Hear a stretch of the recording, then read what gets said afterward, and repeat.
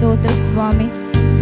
ಸ್ವಾಮಿ 5 ತಿಂಗಳು ಕರ್ತನೆ ನಮ್ಮನ್ನು ಕಾಪಾಡಿ ರಕ್ಷಿಸಿ ಸ್ವಾಮಿ, ಪ್ರೀತಿ ತೋರಿ ಕರ್ತನೆ ನಿನ್ನ ಕೃಪೆಯಿಂದ ನಡೆಸಿದ ನಿನ್ನ ಪ್ರೀತಿಗೋಸ್ಕರ ನನಗೆ ಸ್ತೋತ್ರ ಸ್ವಾಮಿ. ಎಲ್ಲ ಕೇಡು ಗಂಡಾಂತರ ರೋಗಗಳಿಂದ ಸ್ವಾಮಿ ನಮ್ಮನ್ನು ತಪ್ಪಿಸಿದ ದೇವರು ನೀನು ಸ್ವಾಮಿ. ಕರ್ತನೆಗೆ ಸ್ತೋತ್ರ ಕರ್ತನೆ. ಸ್ವಾಮಿ ಸಮಾಧಾನವನ್ನು ಆರಾಧಿಸುವಾಗ ಸ್ವಾಮಿ ನಿನ್ನ ಪ್ರಸನ್ನತೆ ಕರ್ತನೆ ಈ ಸ್ಥಳವನ್ನು ತುಂಬಲಿ ಸ್ವಾಮಿ, ಈ ಮಹಾಪರಿಶುದ್ಧ ಸ್ಥಳವನ್ನು ತುಂಬಲಿ ಕರ್ತನೆ ಸ್ವಾಮಿ. ಈ ಒಂದು ಆರೋಗ್ಯದ ಹಸ್ತ ಸ್ವಾಮಿ, ಸ್ವಾಮಿ ಇದೊಂದು ಉತ್ತರ ಕರ್ತನೆ. ಇಲ್ಲಿ ಭಾರತದಿಂದ ಬಂದವರನ್ನು ಸಂತೈಸಿ ಅವರ ನಡೆಸಬೇಕಾಗಿ ನನಗೆ ಬೇಡಿಕೊಳ್ಳಲಾಗಿದ್ದೇನೆ ಸ್ವಾಮಿ. ಸ್ವಾಮಿ ಆರಾಧನೆ ನಿನಗೆ ಮಹಿಮೆ ಉಂಟಾಗಲಿ ಕರ್ತನೆ ಸ್ವಾಮಿ, ನಾಮೆಯಲ್ಲಿ ಮಹಿಮೆ ಉಂಟಾಗಲಿ ಕರ್ತನೆ ಸ್ವಾಮಿ. ಆರಾಧನೆ ಆರಂಭದಿಂದಲೂ ಕರ್ತನೆ ಅಂತ್ಯದವರೆಗೂ ಸ್ವಾಮಿ ನಿನ್ನೊಂದು ಪ್ರಸನ್ನತೆಯಲ್ಲಿ ಚಲಿಸಲಿ ಸ್ವಾಮಿ. ಸ್ವಾಮಿ ಎಲ್ಲರನ್ನು ನಿನ್ನ ಕರಗಳನ್ನ ಒಪ್ಪಿಸಿಕೊಳ್ಳಲಾಗಿದ್ದಾನೆ. ಯೇಸುವಿನ ಮುದ್ದಾದ ನಾಮದಲ್ಲಿ ಬೇಡಿ ಹೊಂದಿದ್ದೇನೆ ಜೋಳ ತಂದೆ, amen. Praise Lord, praise Lord. ಆರಾಧನೆಯಲ್ಲಿ ಬಿಚ್ಚದಂಥ ಬಂಧನವಿಲ್ಲ, ಸ್ತುತಿಯಲ್ಲಿ ಬೀಳದಂಥ ಕೋಟೆ ಇಲ್ಲ. ಆಮೆನ್. ಬೇಡಿದರೆ ನಿಮಗೆ ದೊರಕುತ್ತದೆ, ಹುಡುಕಿದರೆ ಸಿಗ್ತದೆ, ತಟ್ಟಿದರೆ ಅದು ತೆರೆಯುವುದು. ಹಲ್ಲೆಲೂಯಾ. ಸೊ ನಾವೆಲ್ಲರೂ ನಮ್ಮ ಕೈಗಳನ್ನು ತಟ್ಟುತ್ತಾ ದೇವರನ್ನು ಸ್ತುತಿಸಲು ಹೋಗುವ.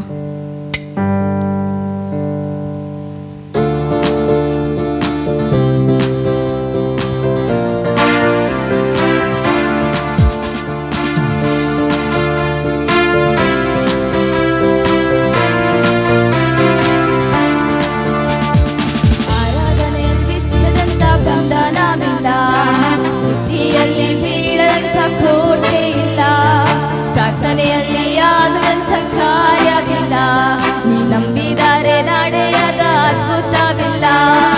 ಆರಾಧನೆಯಲ್ಲಿ ಬಿಚ್ಚದಂಥ ಬಂಧನವಿಲ್ಲ, ಸ್ತುತಿಯಲ್ಲಿ ಬೀಳದಂಥ ಕೋಟೆ ಇಲ್ಲ. ಪ್ರಾರ್ಥನೆಯಲ್ಲಿ ಆಗದಂಥ ಕಾರ್ಯವಿಲ್ಲ, ನೀ ನಂಬಿದರೆ ನಡೆಯದ ಅದ್ಭುತವಿಲ್ಲ. ಬೇಡಿದರೆ ದೊರೆಯುವುದು, ಹುಡುಕಿದರೆ ಸಿಕ್ಕುವುದು, ತಟ್ಟಿದರೆ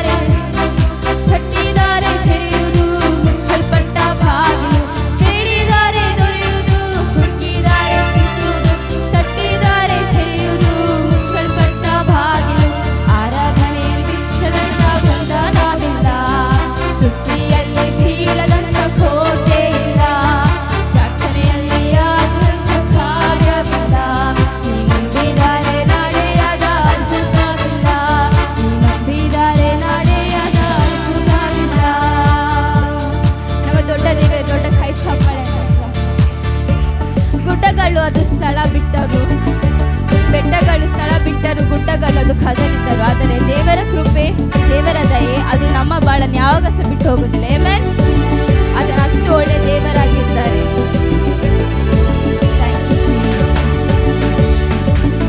ಬೆಟ್ಟಗಳು ಸ್ಥಳ ಬಿಟ್ಟರು, ಗುಡ್ಡಗಳು ಕದಲಿ ಹೋದವು.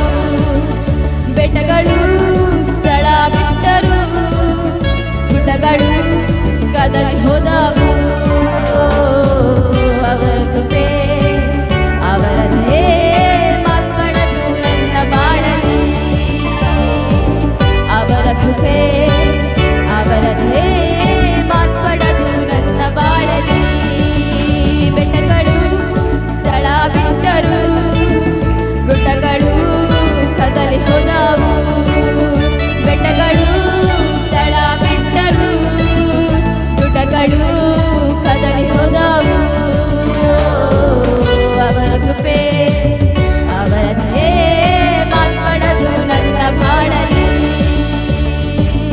ಅವರ ಕೃಪೆ ಅವರದೇ ಮಾರ್ಪಡದು ನನ್ನ ಬಾಳಲಿ. ನನ್ನ ಬಿಡುವಂತ ದೇವರು, ಒಂದು ಕ್ಷಣವು ಕೈ ಬಿಡದ ಸ್ನೇಹಿತ. ನನ್ನ ಬಿಡುವಂತ ದೇವರು, ಒಂದು ಕ್ಷಣವು ಕೈ ಬಿಡದ ಸ್ನೇಹಿತ. ನನಗಾಗಿ ಜೀವ ಕೊಟ್ಟ ಯೇಸುವೇ, ನನ್ನ ಬಾಳಿಗೆ ಎನ್ನುವ ಆಧಾರನು. ನನಗಾಗಿ ಜೀವ ಕೊಟ್ಟ ಯೇಸುವೇ, ನನ್ನ ಬಾಳಿಗೆ ಎನ್ನುವ ಆಧಾರನು. ಬೆಟ್ಟಗಳು ಸ್ಥಳ ಬಿಟ್ಟರು, ಗುಡ್ಡಗಳು ಕದಲಿ ಹೋದವು. ಬೆಟ್ಟಗಳು ಸ್ಥಳ ಬಿಟ್ಟರು, ಗುಡ್ಡಗಳು ಕದಲಿ ಹೋದವು. ಅವರ ಕೃಪೆ ಅವರದೇ ಮಾರ್ಪಡದು ನನ್ನ ಬಾಳಲಿ. ಅವರ ಕೃಪೆ ಅವರದೇ ಮಾರ್ಪಡದು ನನ್ನ ಬಾಳಲಿ. ಯೆಹೋವ ನಿಸ್ಸಿ ನನ್ನ ಜಯವಾದನು, ಯೆಹೋವ ಶಮ್ಮ ನನ್ನೊಡನೆ ಇರುವನು. ಯೆಹೋವ ನಿಸ್ಸಿ ನನ್ನ ಜಯವಾದನು, ಯೆಹೋವ ಶಮ್ಮ ನನ್ನೊಡನೆ ಇರುವನು.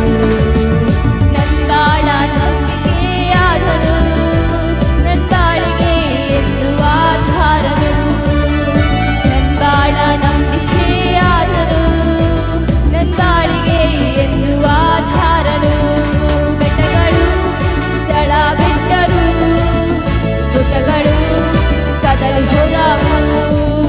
ಬೆಟ್ಟಗಳು ಸ್ಥಳ ಬಿಟ್ಟರು, ಗುಡ್ಡಗಳು ಕದಲಿ ಹೋದವು.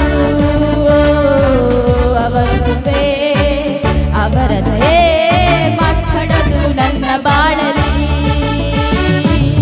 ಅವರ ಕೃಪೆ ಅವರ ದಯೆ ಮಾರ್ಪಡದು ನನ್ನ ಬಾಳಲಿ. ಯೆಹೋವ ರಾಫ ನನ್ನ ಸೌಖ್ಯವಾದನು, ಯೆಹೋವ ರೂವ ನನ್ನ ಕುರುಬನಾದನು. ಯೆಹೋವ ರಾಫ ನನ್ನ ಸೌಖ್ಯವಾದನು, ಯೆಹೋವ ರೂವ ನನ್ನ ಕುರುಬನಾದನು. ಎಡವದಂತೆ ನನ್ನ ಎಂದು ಕಾಯುವ, ನನ್ನ ಬಾಳಿಗೆ ಎನ್ನುವ ಆಧಾರನು. ಎಡವದಂತೆ ನನ್ನ ಎಂದು ಕಾಯುವ, ನನ್ನ ಬಾಳಿಗೆ ಎನ್ನುವ ಆಧಾರನು. ಬೆಟ್ಟಗಳು ಸ್ಥಳ ಬಿಟ್ಟರು, ಗುಡ್ಡಗಳು ಕದಲಿ ಹೋದವು. ಬೆಟ್ಟಗಳು ಸ್ಥಳ ಬಿಟ್ಟರು, ಗುಡ್ಡಗಳು ಕದಲಿ ಹೋದವು. ಅವರ ಕೃಪೆ ಅವರ ದಯೆ ಮಾರ್ಪಡದು ನನ್ನ ಬಾಳಲಿ. ಅವರ ಕೃಪೆ ಅವರ ದಯೆ ಮಾರ್ಪಡದು ನನ್ನ ಬಾಳಲಿ. ಬೆಟ್ಟಗಳು ಸ್ಥಳ ಬಿಟ್ಟರು, ಗುಡ್ಡಗಳು ಕದಲಿ ಹೋದವು. ಬೆಟ್ಟಗಳು ಸ್ಥಳ ಬಿಟ್ಟರು, ಗುಡ್ಡಗಳು ಕದಲಿ ಹೋದವು.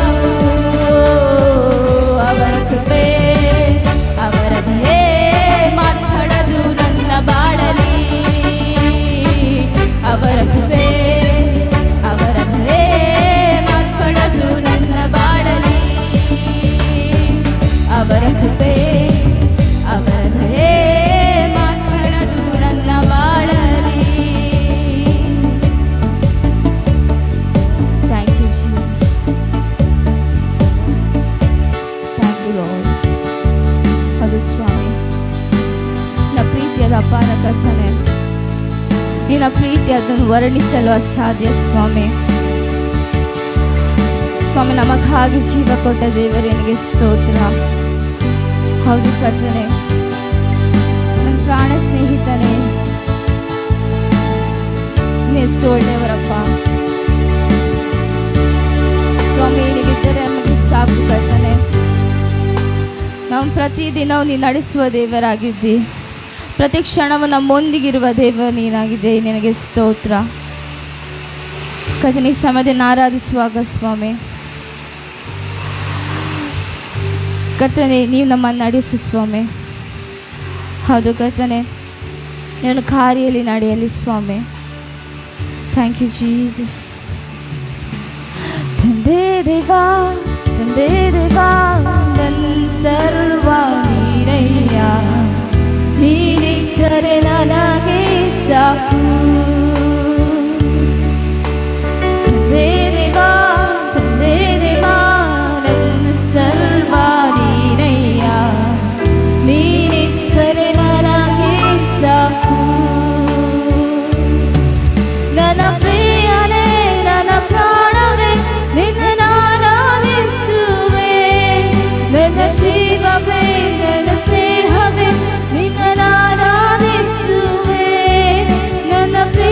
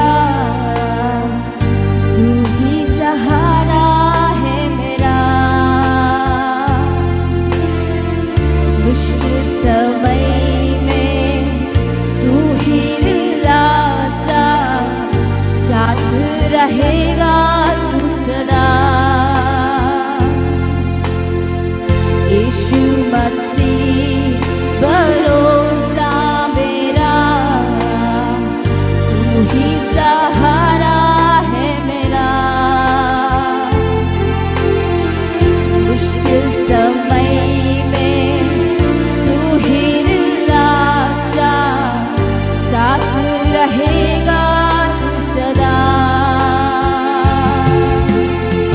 करुणा भलाई तेरी सदा रहेगी मुझ पर, तेरी विश्वास योग्यता देखूंगा मैं उम्र भर। हाथ उठाकर गाएंगे, यीशु तेरा नाम रहे ऊंचा। हम हाथ उठाकर गाएंगे, यीशु तेरा नाम रहे ऊंचा। हम हाथ उठाकर गाएंगे, यीशु तेरा नाम रहे ऊंचा। मौत से है बचाया तूने, जीवन नया है दे दिया।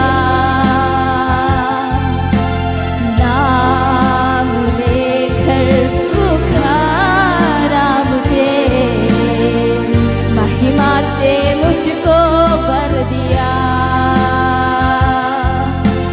मौत से है बचाया तूने, जीवन नया है दे दिया। नाम लेकर पुकारा मुझे, महिमा से मुझको भर दिया। करुणा भलाई तेरी सदा रहेगी मुझ पर, तेरी विश्वास योग्यता देखूंगा मैं उम्र भर। मैं हाथ उठाकर गाऊंगी, यीशु तेरा नाम रहे ऊंचा। मैं हाथ उठाकर गाऊंगी,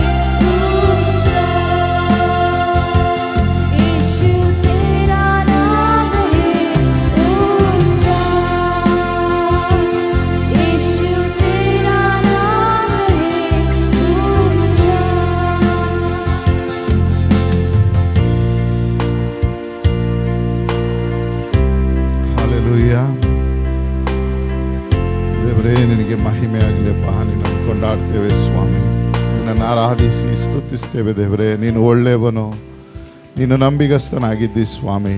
ನೀನು ವಾಗ್ದಾನವನ್ನು ವಿಶೇಷವಾಗಿ ನೆರವೇರಿಸುವ ದೇವರಾಗಿದ್ದೆ, ಅದಕ್ಕಾಗಿ ನಿನಗೆ ಕೊಂಡಾಡ್ತೇವೆ ಸ್ವಾಮಿ. ಅಪ್ಪ, ಈ ವರ್ಷದಲ್ಲಿ 5 ತಿಂಗಳು ನಮ್ಮನ್ನು ನೀನು ಹೊತ್ತುಕೊಂಡು ಸಾಕಿದಿ ಸ್ವಾಮಿ. ಎಲ್ಲ ಕೇಡು, ಗಂಡಾಂತರ, ಅಪಾಯ, ಬರಬಹುದಾದ ಎಲ್ಲ ದುರ್ಘಟನೆ, ಸೈತಾನನೆಲ್ಲ ಶೋಧನೆ, ವಂಚನೆಗಳಿಂದ ನಮ್ಮನ್ನು ಬಿಡಿಸಿ ಕಾಪಾಡಿದ್ದಿ. ಜೀವಿತರ ಪಟ್ಟಿಯಲ್ಲಿ ಇಟ್ಟಿದ್ದೀಯಪ್ಪ. ಈ ತಿಂಗಳಿನ ಮೊದಲನೇ ದಿನದಲ್ಲಿ, ವಾರದ ಮೊದಲನೇ ದಿನದಲ್ಲಿ, ಈ ವರ್ಷದ 6ನೇ ತಿಂಗಳ ಮೊದಲ ದಿನದಲ್ಲಿ ಸ್ವಾಮಿ, ನಿನ್ನ ಆಲಯದಲ್ಲಿ ದೇವರೇ ನಿನ್ನನ್ನು ಆರಾಧಿಸುವಂತೆ, ನಿನ್ನನ್ನು ಸ್ತುತಿಸುವಂತೆ, ನಿನ್ನನ್ನು ಕೊಂಡಾಡುವಂತೆ, ನಿನ್ನನ್ನು ಸ್ವಾಮಿ ನಿನ್ನ ವಾಕ್ಯವನ್ನು ಕಲಿಯುವಂತೆ, ನಿನ್ನ ಆಲಯಕ್ಕೆ ಬರುವಂಥ ಕೃಪೆ, ಆರೋಗ್ಯ, ಬಲವನ್ನು ನಮ್ಮೆಲ್ಲರಿಗೆ ನೀನು ಅನುಗ್ರಹಿಸಿಕೊಟ್ಟಿರುವುದಕ್ಕಾಗಿ ನಿನ್ನನ್ನು ಕೊಂಡಾಡ್ತೇವೆ ಸ್ವಾಮಿ. ದೇವರೇ, ನಿನ್ನ ಕೃಪೆಗಾಗಿ, ವರ್ಣಿಸಲು ಸಾಧ್ಯವಾದಂಥ ನಿನ್ನ ಕೃಪೆಗಾಗಿ ನಿನಗೆ ಸ್ತೋತ್ರ ಮಾಡ್ತೇವೆ. ಯೇಸು ಕ್ರಿಸ್ತನಲ್ಲಿ ನಮಗೆ ಕೊಟ್ಟಂಥ ಆ ನಿತ್ಯ ಜೀವಕ್ಕಾಗಿ ನಿನ್ನನ್ನು ಆರಾಧಿಸಿ ಸ್ತುತಿಸ್ತೇವೆ ಸ್ವಾಮಿ. ಈಗಲೂ ಸ್ವಾಮಿ ನಿನ್ನ ವಾಕ್ಯದ ಕುರಿತು ನಮ್ಮೊಂದಿಗೆ ಮಾತನಾಡು. ನಿನ್ನ ವಾಕ್ಯವು ಸ್ವಾಮಿ ಅದು ಸರ್ವ ಸಂಪೂರ್ಣತೆಗೆ ಒಂದು ಮೇರೆ ಉಂಟೆಂದು ಬಲ್ಲೆನು, ಆದರೆ ನಿನ್ನ ಆಜ್ಞಾಶಾಸನ ಅಪಾರವಾಗಿದೆ ಎಂಬುದಾಗಿ ನಿನ್ನ ವಾಕ್ಯ ಹೇಳಿದೆ. ಅಪಾರವಾದಂಥ, ವರ್ಣಿಸಲಿಕ್ಕೆ ಅಸಾಧ್ಯವಾದಂಥ, ನಮ್ಮ ಗ್ರಹಿಕೆಗೆ ಮೀರಿದಂಥ ಆ ನಿನ್ನ ಪರಿಶುದ್ಧ ವಾಕ್ಯಗಳನ್ನು ಧ್ಯಾನಿಸಲಿಕ್ಕೆ ನಮಗೆ ನಿನ್ನ ಆತ್ಮನ ಸಹಾಯ ಕೊಡಪ್ಪ. ನಮ್ಮ ಅಲ್ಪಜ್ಞಾನದಿಂದ ಇದು ಅಸಾಧ್ಯ ಸ್ವಾಮಿ. ನಿನ್ನ ವಾಕ್ಯ ವಿವರಣೆಯಿಂದ ಯುಕ್ತಿಹೀನರಿಗೆ ಜ್ಞಾನೋದಯವಾಗ್ತದೆ ಎಂಬುದಾಗಿ ನಿನ್ನ ವಾಕ್ಯ ಹೇಳುತ್ತೆ. ನಮಗೆ ಜ್ಞಾನೋದಯವಾಗಲಿ ಸ್ವಾಮಿ, ನಮ್ಮ ಕಣ್ಣುಗಳು ತೆರೆಯಲ್ಪಡಲಿ ಸ್ವಾಮಿ.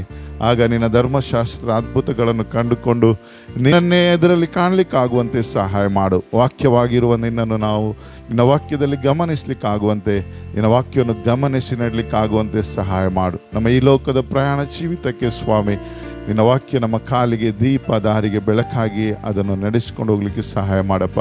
ನಿನ್ನನ್ನೇ ಹಿಂಬಾಲಿಸಲಿಕ್ಕೆ ಕೃಪೆ ಕೊಡು. ನಮ್ಮೆಲ್ಲರ ಪ್ರಾರ್ಥನೆಗಳು, ನಮ್ಮ ಹೃದಯದ ಧ್ಯಾನಗಳು ಸ್ವಾಮಿ ನಿನಗೆ ಮೆಚ್ಚುಗೆಯಾಗಿರಲಿ. ನಿನ್ನ ಬಡ ದಾಸನನ್ನು ಶಿಲುಬೆಯಿಂದ ಮರೆ ಮಾಡು. ನೀನು ಮಹಿಮೆ ಹೊಂದಿಕೋ. ಯೇಸುವಿನ ನಾಮದಲ್ಲಿ ತಂದೆಯೇ, ಆಮೇನ್, ಆಮೇನ್.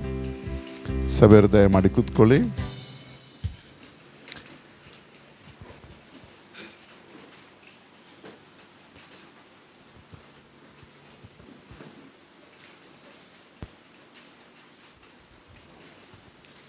ದೇವರು ಒಳ್ಳೆಯವರು, ಅವರು ಒಳ್ಳೆಯದನ್ನೇ ಮಾಡ್ತಾನೆ. ಒಳ್ಳೆಯ ದೇವರ ಕೃಪೆಯಿಂದ ನಿಮ್ಮ ಮಧ್ಯದಲ್ಲಿ ಬಹಳ ದಿನಗಳ ಮೇಲೆ ಇನ್ನೊಂದು ಆವೃತ್ತಿ ಬರುವಂಥ ಅವಕಾಶವನ್ನು ನೆನೆಸದ ರೀತಿಯಲ್ಲಿ ದೇವರು ನಮಗೆ ಒದಗಿಸಿಕೊಟ್ಟಿದ್ದಾನೆ. ಅದಕ್ಕೆ ನಾನು ದೇವರಿಗೆ ಹೃದಯಪೂರ್ವಕವಾಗಿ ಕೃತಜ್ಞತೆಯನ್ನು ಸಲ್ಲಿಸುವನಾಗಿದ್ದೇನೆ. ದೇವರ ನಂಬಿಗಸ್ತಿಕೆಗಾಗಿ, ದೇವರ ಒಳ್ಳೆತನಕ್ಕಾಗಿ, ದೇವರ ಕಾಯ್ದು ಕಾಪಾಡಿಕೆಗಾಗಿ ನಾವು ಯಾವಾಗಲೂ ದೇವರಿಗೆ ಕೃತಜ್ಞತೆ ಹೇಳುವುದಕ್ಕೆ ಬದ್ಧರಾಗಿದ್ದೇವೆ. ಆ ಕೃಪೆ ಮರೆತು ಹೋಗದಂತೆ ದೇವರು ನಮ್ಮನ್ನು ಕಾಪಾಡುವಂತೆ ದೇವರಲ್ಲಿ ನಾವು ಪ್ರಾರ್ಥಿಸುವ. ನಮ್ಮ ದೇವರು ನಮ್ಮನ್ನು ಈ ವರ್ಷದಲ್ಲಿ 5 ತಿಂಗಳು ಹೊತ್ತು ಸಾಕಿದ್ದಾನೆ. ಎಷ್ಟೋ ಜನರು, ಎಷ್ಟೋ ಪರಿಸ್ಥಿತಿಗಳಲ್ಲಿ ನಾವು ನೋಡಿದ್ದೇವೆ, ಕೇಳಿದ್ದೇವೆ. ಆದರೆ ನಮ್ಮನ್ನು ಜೀವಿತರ ಪಟ್ಟಿಯಲ್ಲಿ ದೇವರು ಇಟ್ಟು ಕಾಪಾಡಿದ್ದಾನೆ. ಇವತ್ತು ನಾವು ಆತನ ಆಲಯದಲ್ಲಿದ್ದೇವೆ. ಆತನನ್ನು ಸ್ತುತಿಸುವುದಕ್ಕೆ, ಕೊಂಡಾಡುವುದಕ್ಕೆ ನಾವು ಬಂದಿದ್ದೇವೆ. ಇವತ್ತು ನಮ್ಮ ವಾಕ್ಯಕ್ಕೆ ಹೋಗುವಂಥ ಮೊದಲು ನಾನು ದೇವರ ಸೇವಕರಿಗೆ ವಂದನೆ ಹೇಳ್ತೇನೆ. ನನ್ನನ್ನು ಕರೆದು ಈ ಅವಕಾಶ ಮಾಡಿಕೊಟ್ಟಂಥ ಸೇವಕರಿಗೆ ಸ್ತೋತ್ರ ಹೇಳ್ತೇನೆ. ಮಾತ್ರವಲ್ಲ, ನಿಮ್ಮೆಲ್ಲರಿಗೂ ಪ್ರೀತಿಪೂರ್ವಕವಾದ ವಂದನೆಗಳನ್ನು ಸಹ ಸಲ್ಲಿಸುವನಾಗಿದ್ದೇನೆ. ನಮ್ಮ ಧ್ಯಾನಕ್ಕೆ ಇರುವಂಥ ವಿಷಯ 1 ಕೊರಿಂಥ 10ನೇ ಅಧ್ಯಾಯದ ಮೊದಲಿನ ಒಂದು 13 ವಚನಗಳು. ಅಲ್ಲಿ ಹೆಡ್ಡಿಂಗ್ ಹೀಗಿದೆ: ಕ್ರೈಸ್ತರ ಎಚ್ಚರಿಕೆಗಾಗಿ ಪೌಲನು ಇಸ್ರಾಯೇಲ್ಯರ ದೃಷ್ಟಾಂತವನ್ನು ಸೂಚಿಸಿದ್ದು ಎಂಬುದಾಗಿ. ನಿಮಗೆ ಈಗಲೇ ನೆನೆಸ್ಬೋದು, ಇವನು ಬಂದಾಗ ಯಾವಾಗಲೂ ಎಚ್ಚರಿಕೆ, ತಿದ್ದುಪಾಟು, ಶಿಕ್ಷೆ, ಕ್ರೈಸ್ತರ ಗುಣನಡತೆ ಇದನ್ನೇ ಮಾತಾಡ್ತಾರೆ ಹೊರತು ವಾಗ್ದಾನ, ಸಮೃದ್ಧಿ, ಆಶೀರ್ವಾದಗಳನ್ನು ಮಾತಾಡೋದಿಲ್ಲ. ಇವನು ಯಾವಾಗ ಬಂದರೂ ಸಹ ಇಂಥದ್ದನ್ನೇ, ತಿದ್ದುಪಾಟುವನ್ನೇ ಮಾತಾಡ್ತಾನೆ ಎಂಬುದಾಗಿ. ನಾನು ಯಾಕೆ ಅದನ್ನು ಮಾತಾಡ್ತೇನೆ, ನಾನು ಯಾಕೆ ಬೈಬಲ್ನಲ್ಲಿ ಇದನ್ನೇ ಹುಡುಕ್ತಾ ಇರ್ತೇನೆ, ನಾನು ಯಾವಾಗಲೂ ಇದನ್ನೇ ಗಮನಿಸಿ ನಡೀತೇನೆ ಅಂತ ಹೇಳಿದರೆ, ನಾವು ಯಾರು? ನೀವು ಯಾರಾಗಿದ್ದೀರಿ? ದೇವರ ಮಕ್ಕಳಾಗಿದ್ದೀರಿ ಅಲ್ವಾ? ಈಗಾಗಲೇ ನೀವು ಏನಾಗಿದ್ದೀರಿ? ದೇವರ ಮಕ್ಕಳಾಗಿದ್ದೀರಿ. ನಾವಿಲ್ಲ ದೇವರ ಮಕ್ಕಳು. ನಾವು ಯಾರಿಗೆ ಮಾತಾಡ್ತಾ ಇದ್ದೇನೆ ಅಂತ ನನಗೆ ಗೊತ್ತು. ನಾವು ಕ್ರೈಸ್ತರಿಗೆ ಮಾತಾಡ್ತಿದ್ದೇವೆ, ನಾವು ವಿಶ್ವಾಸಿಗಳಿಗೆ, ನಾವು ದೇವರ ಮಕ್ಕಳು. ದೇವರ ಮಕ್ಕಳಂದ್ರೆ ಯಾರು? ಎಫೆಸ 1:3 ಯಾರಿಗೆ ಬರ್ತದೆ? ಭಯಪಟ್ಟಾರಪ್ಪ ಹೇಳಿ. ಎಫೆಸ 1:3 ಬೈಬಲ್ ತೆಗೆದ್ರಿ, ಬರೋದಿಲ್ವಾ? ಹೇಳಿ, ಸಿಕ್ಕಿದವರು ಓದಿ. ನಮ್ಮ ಕರ್ತನಾದ ಯೇಸು ಕ್ರಿಸ್ತನ ದೇವರು ತಂದೆಯೂ ಆಗಿರುವ ಆತನಿಗೆ ಸ್ತೋತ್ರ. ಆತನು ಪರಲೋಕದಲ್ಲಿನ ಸಕಲ ಆತ್ಮೀಯ ವರಗಳನ್ನು ನಮಗೆ ಕ್ರಿಸ್ತ ಯೇಸುವಿನಲ್ಲಿ ಅನುಗ್ರಹಿಸಿದ್ದಾನೆ. ನಾವು ಯಾರಾಗಾದ್ರೆ ನಮಗೆ ದೇವರು ಪರಲೋಕದ ಸಕಲ ಆತ್ಮೀಯ ವರಗಳು ಯೇಸು ಕ್ರಿಸ್ತನ ಅನುಗ್ರಹಿಸುತ್ತಾನೆ ಅಂತ ಬರೆದಿದೆ ಅಲ್ಲಿ. ಅನುಗ್ರಹಿಸಿದ್ದಾನೆ. ಹಾಗಾದ್ರೆ ನಮ್ಗೆ ಈಗಾಗಲೇ ಎಲ್ಲ ಆಶೀರ್ವಾದಗಳು ಸಮೃದ್ಧಿಗಳನ್ನು ಅನುಗ್ರಹಿಸಿದ್ದಾನೆ. ನಾವು ಅದರಲ್ಲಿ ಇದ್ದೇವೆ, ನಾವು ದೇವರ ಮಕ್ಕಳಾಗಿದ್ದೇವೆ. ನೀವು ಯಾವಾಗ ರಕ್ಷಿಸಲ್ಪಟ್ಟಿದ್ದೀರೋ, ರಕ್ಷಣೆ ಹೊಂದಿದ್ದೀರೋ, ಅದರೊಳಗೆ ನೀವು ಬಂದಿದ್ದೀರಿ, ದೇವರ ಮಕ್ಕಳಾಗಿದ್ದೀರಿ. ನೀವು ದೇವರ ರಾಜ್ಯದೊಳಗೆ ಇದ್ದೀರಿ. ನೀವು ಆಶೀರ್ವಾದದಲ್ಲಿ ಕೂತ್ಕೊಂಡು ಆಶೀರ್ವಾದನ ಹುಡ್ಕೋದಲ್ಲ. ನಮ್ಮ ಸಮಸ್ಯೆ ಏನಂದರೆ ನಾವು ಎಲ್ಲಿದ್ದೇವಂತ ಮರೆತು ಹೋಗಿದ್ದೀವಿ. ನಾವು ಒಳಗೆ ಕೂತ್ಕೊಂಡು ಇನ್ನೂ ಒಳಗೆ ಬರಲಿಕ್ಕೆ ಇನ್ನೆಲ್ಲಿ ಒಳಗೆ ಇಲ್ಲ. ನೀರುಳ್ಳಿಯನ್ನು ನೀವು ಎಷ್ಟು ಸಿಪ್ಪೆ ತೆಗೆದ್ರೂ ಅದರಲ್ಲಿ ಬರೋದೇನು? ಸಿಪ್ಪೆ. ನೀವು ಎಲ್ಲಿ ಕೂತ್ಕೊಂಡು ಎಲ್ಲಿ ಹುಡುಕ್ತಾ ಇದ್ದೀರಾ? ನೀವು ಹೊರಗೆ ಇದ್ದವರಿಗೆ ಹೇಳಿ, ಬಾ ಒಳಗೆ ಆಶೀರ್ವಾದಕ್ಕೆ. ನೀವೇ ಆಶೀರ್ವಾದದಲ್ಲಿ ಇಲ್ಲದ ರೀತಿಯಲ್ಲಿ ಆಶೀರ್ವಾದನ ಹುಡುಕುವ ರೀತಿಯಲ್ಲಿ ನೀವು ಇನ್ನೂ ನೀವು ಯಾರಾಗಿದ್ದೀರ ಅಂತ ತಿಳ್ಕೊಳ್ಬೇಕು. ನಾವು ಯಾರಾಗಿದ್ದೇವೆ? ನಾವು ಈಗಾಗಲೇ ದೇವರ ರಾಜ್ಯದಲ್ಲಿದ್ದೇವೆ, ದೇವರ ಮಕ್ಕಳಾಗಿದ್ದೇವೆ. ಪರಲೋಕ ಸಕಲಾತ್ಮ ಯೇಸು ಕ್ರಿಸ್ತನಲ್ಲಿ ಕೊಡ್ತಾನೆ ಎಂಬುದಾಗಿಲ್ಲ, ಕೊಟ್ಟಿದ್ದಾನೆ.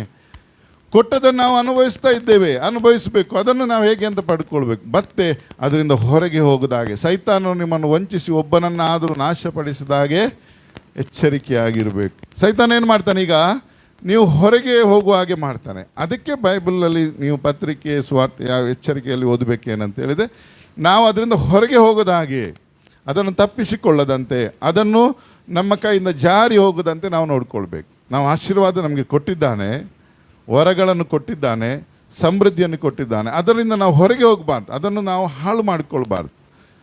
ನಮ್ಮನ್ನು ಬಿಡುಗಡೆ ಮಾಡಿದ್ದಾನೆ. ಅದಕ್ಕೆ ಇದು ಪತ್ರಿಕೆ ಇಸ್ರಾಯೇಲ್ ಪೌಲ ಏನು ಹೇಳ್ತಾನಂದರೆ, ಅವರು ಐಗುಪ್ತರಿಂದ ಬಿಡುಗಡೆ ಮಾಡಿ ತಗೊಂಡು ಬಂದಿದ್ದಾನೆ.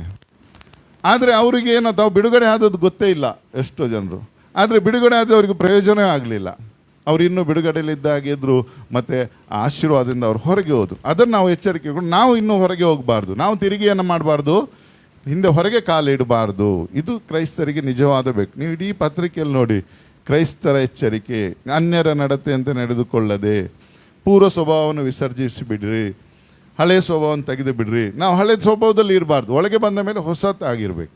ನಾವು ಹೊಸದಾಗಿರುವಂಥ ನಮ್ಮ ಮುಖ, ನಮ್ಮ ನಗೆ, ನಮ್ಮ ಜೀವನ, ನಮ್ಮ ಮಾತುಗಳು ಬಹಳ ಅಮೂಲ್ಯವಾಗಿರಬೇಕು. ಯಾಕೆ ಅಂತ ಹೇಳಿದರೆ, ನಮ್ಮನ್ನು ಹೊರಗಿನವ್ರು ನಾವೇ ಕಷ್ಟದಲ್ಲಿರುವವರಂತೆ, ನಾವೇ ಕಣ್ಣೀರು ಸುರಿಸ್ತಾ, ನಾವೇ ದುಃಖದಲ್ಲಿದ್ದುಕೊಂಡು ಯಾವ ಸುಖ ಅನುಭವಿಸಿದವರಂತೆ ಇದ್ದರೆ ನಿಮ್ಮ ಹತ್ರ ಯಾರು ಬರ್ತಾರೆ? ಸ್ವಾಮಿ ನೋಡ್ಕೊಂಡು ನೀವು ಹೇಗೆ ಹೇಳ್ತೀರಿ ಇನ್ನೊಬ್ಬರಿಗೆ? ನಿಮ್ಮ ಸಮಸ್ಯೆಗಳನ್ನು ನೀವು ಮಾತಾಡೋದಾದರೆ ನೀವು ಇನ್ನೊಬ್ಬರಿಗೆ ಸ್ವಾರ್ಥ ಹೇಗೆ ಕೊಡ್ಲಿಕ್ಕೆ ಆಗ್ತದೆ? ಸಮಸ್ಯೆಯಲ್ಲಿ ಇರುವವನಿಗೆ ನಾವು ಎಲ್ಲ ಕ್ರಿಸ್ತನ ನಾವು ಅದರಿಂದ ನಾವು ಏನಾಗಿದ್ದೇವೆ ಅಂತ ತಿಳ್ಕೊಳ್ಬೇಕು. ಮತ್ತು ನಮ್ಮ ಜೀವಿತಕ್ಕೆ ದೇವರು ಏನು ಇಟ್ಟಿದ್ದಾನೆ ಅಂತ ತಿಳ್ಕೊಳ್ಬೇಕು. ಆದ್ದರಿಂದಲೇ ನಾನು ಯಾವಾಗಲೂ ಬೈಬಲ್ ಓದುವಾಗ ಅದರ ಎಚ್ಚರಿಕೆಯನ್ನು ಇದನ್ನೇ ಹೆಚ್ಚಾಗಿ ಗಮನಿಸ್ತೇನೆ. ಆಯಿತಾ?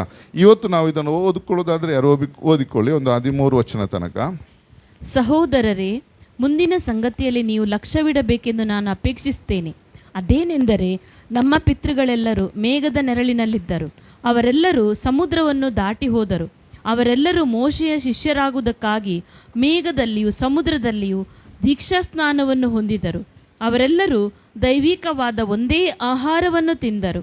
ಅವರೆಲ್ಲರೂ ದೈವಿಕವಾದ ಒಂದೇ ನೀರನ್ನು ಕುಡಿದರು. ಹೇಗೆಂದರೆ, ಅವರ ಹಿಂದೆ ಹೋಗುತ್ತಿದ್ದ ದೈವಿಕವಾದ ಬಂಡೆಯೊಳಗಿಂದ ಬಂದ ನೀರನ್ನು ಕುಡಿಯುತ್ತಿದ್ದರು.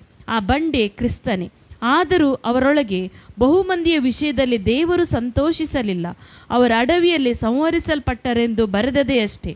ಅವರು ಕೆಟ್ಟ ವಿಷಯಗಳನ್ನು ಆಶಿಸದಂತೆ ನಾವು ಆಶಿಸುವರಾಗಿರಬಾರದೆಂಬುದಕ್ಕಾಗಿ ಈ ಸಂಗತಿಗಳು ನಮಗೆ ನಿದರ್ಶನಗಳಾಗಿವೆ. ಅವರಲ್ಲಿ ಕೆಲವರು ವಿಗ್ರಹಾರಾಧಕರಾಗಿದ್ದರು. ಜನರು ಉಣ್ಣುವುದಕ್ಕೂ ಕುಡಿಯುವುದಕ್ಕೂ ಕೂತುಕೊಂಡರು, ಕುಣಿದಾಡುವುದಕ್ಕೆ ಎದ್ದರು ಎಂದು ಬರೆದದೇ ಅಲ್ಲ. ನೀವು ವಿಗ್ರಹಾರಾಧಕರಾಗಬೇಡಿರಿ. ಅವರಲ್ಲಿ ಕೆಲವರು ಜಾರತ್ವ ಮಾಡಿ ಒಂದೇ ದಿನದಲ್ಲಿ 23 ಮಂದಿ ಸತ್ತರು. ನಾವು ಜಾರತ್ವ ಮಾಡದೇ ಇರೋಣ. ಅವರಲ್ಲಿ ಕೆಲವರು ಕರ್ತನನ್ನು ಪರೀಕ್ಷಿಸಿ ಸರ್ಪಗಳಿಂದ ನಾಶವಾದರು. ನಾವು ಪರೀಕ್ಷಿಸದೇ ಇರೋಣ. ಇದಲ್ಲದೆ ಅವರಲ್ಲಿ ಕೆಲವರು ಗುಣುಗುಟ್ಟಿ ಸಂವಾರಕನ ಕೈಯಿಂದ ನಾಶವಾದರು.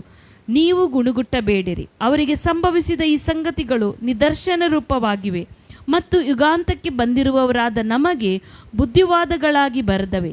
ಆದ ಕಾರಣ ನಿಂತಿದ್ದೇನೆಂದು ನೆನೆಸುವವನು ಬೀಳದಂತೆ ಎಚ್ಚರಿಕೆಯಾಗಿರಲಿ. ಮನುಷ್ಯರು ಸಹಿಸಬಹುದಾದ ಶೋಧನೆಯೇ ಹೊರತು ಬೇರೆ ಯಾವುದೂ ನಿಮಗೆ ಸಂಭವಿಸಲಿಲ್ಲ.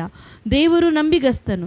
ನಿಮ್ಮ ಶಕ್ತಿಯನ್ನು ಮೀರುವ ಶೋಧನೆಯನ್ನು ನಿಮಗೆ ಬರಗೊಡಿಸದೆ ನೀವು ಅದನ್ನು ಸಹಿಸುವುದಕ್ಕೆ ಶಕ್ತರಾಗುವಂತೆ ಶೋಧನೆಯಾಗುತ್ತಲೇ ತಪ್ಪಿಸಿಕೊಳ್ಳುವ ಮಾರ್ಗವನ್ನು ಸಿದ್ಧ ಮಾಡುವನು. ದೇವರಿಗೆ ಸ್ತೋತ್ರ ಆಗಲಿ.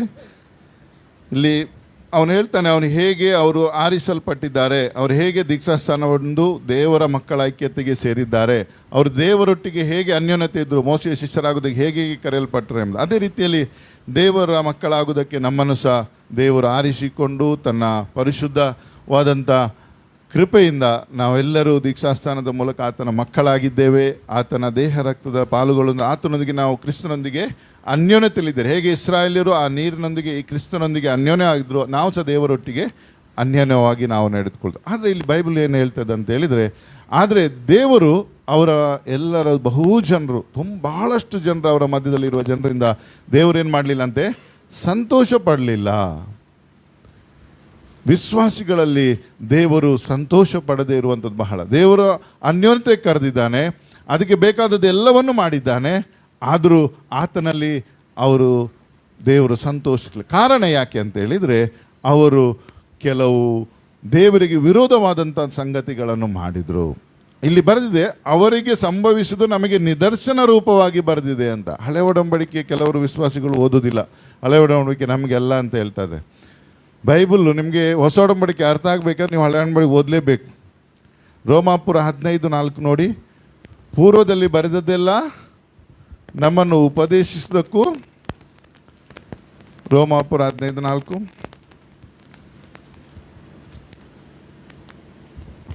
ಪೂರ್ವದಲ್ಲಿ ಬರೆದದ್ದೆಲ್ಲ ನಮ್ಮನ್ನು ಉಪದೇಶಿಸುವುದಕ್ಕಾಗಿ ಬರೆಯಲ್ಪಟ್ಟಿತು. ಓದಿ. ನಾವು ಓದಿ ಸ್ಥಿರಚಿತ್ತರಾಗಿ ಆದರಣೆಯನ್ನು ಹೊಂದಿ ರಕ್ಷಣೆಯ ನಿರೀಕ್ಷೆಯುಳ್ಳವರಾಗಿರುವಂತೆ ಆ ಗ್ರಂಥಗಳು ಬರೆಯಲ್ಪಟ್ಟವು. ನಾವು ಓದಬೇಕು ಹಳೆ ಗ್ರಂಥಗಳು. ಯಾವುದು? ಪೂರ್ವದಲ್ಲಿ ಬರೆದದ್ದು. ಅದರಲ್ಲಿ ನಾವು ಸ್ಥಿರಚಿತ್ತರಾಗಿ ನಿಲ್ಲಬೇಕು, ಮತ್ತೆ ರಕ್ಷಣೆಯನ್ನು ಕಾಪಾಡಿಕೊಳ್ಳಬೇಕಾಗ್ತದೆ. ಅದರಿಂದ ಸತ್ಯವೇದವನ್ನು ಇಡೀಯಾಗಿ ಓದಿ, ಆದಿ ಕಾಂಡದಿಂದ ಪ್ರಕಟಣೆ ತನಕ ಓದಿ. ಆಗ ನಿಮಗೆ ಅದರಲ್ಲಿ ಎಚ್ಚರಿಕೆ ದೇವರು ಮಾತಾಡ್ತಾನೆ. ಅಲ್ಲಲ್ಲಿ ನಿಮಗೆ ಆಯ್ದ ಭಾಗವನ್ನು ಓದ್ತಾ ಇರಬೇಡಿ.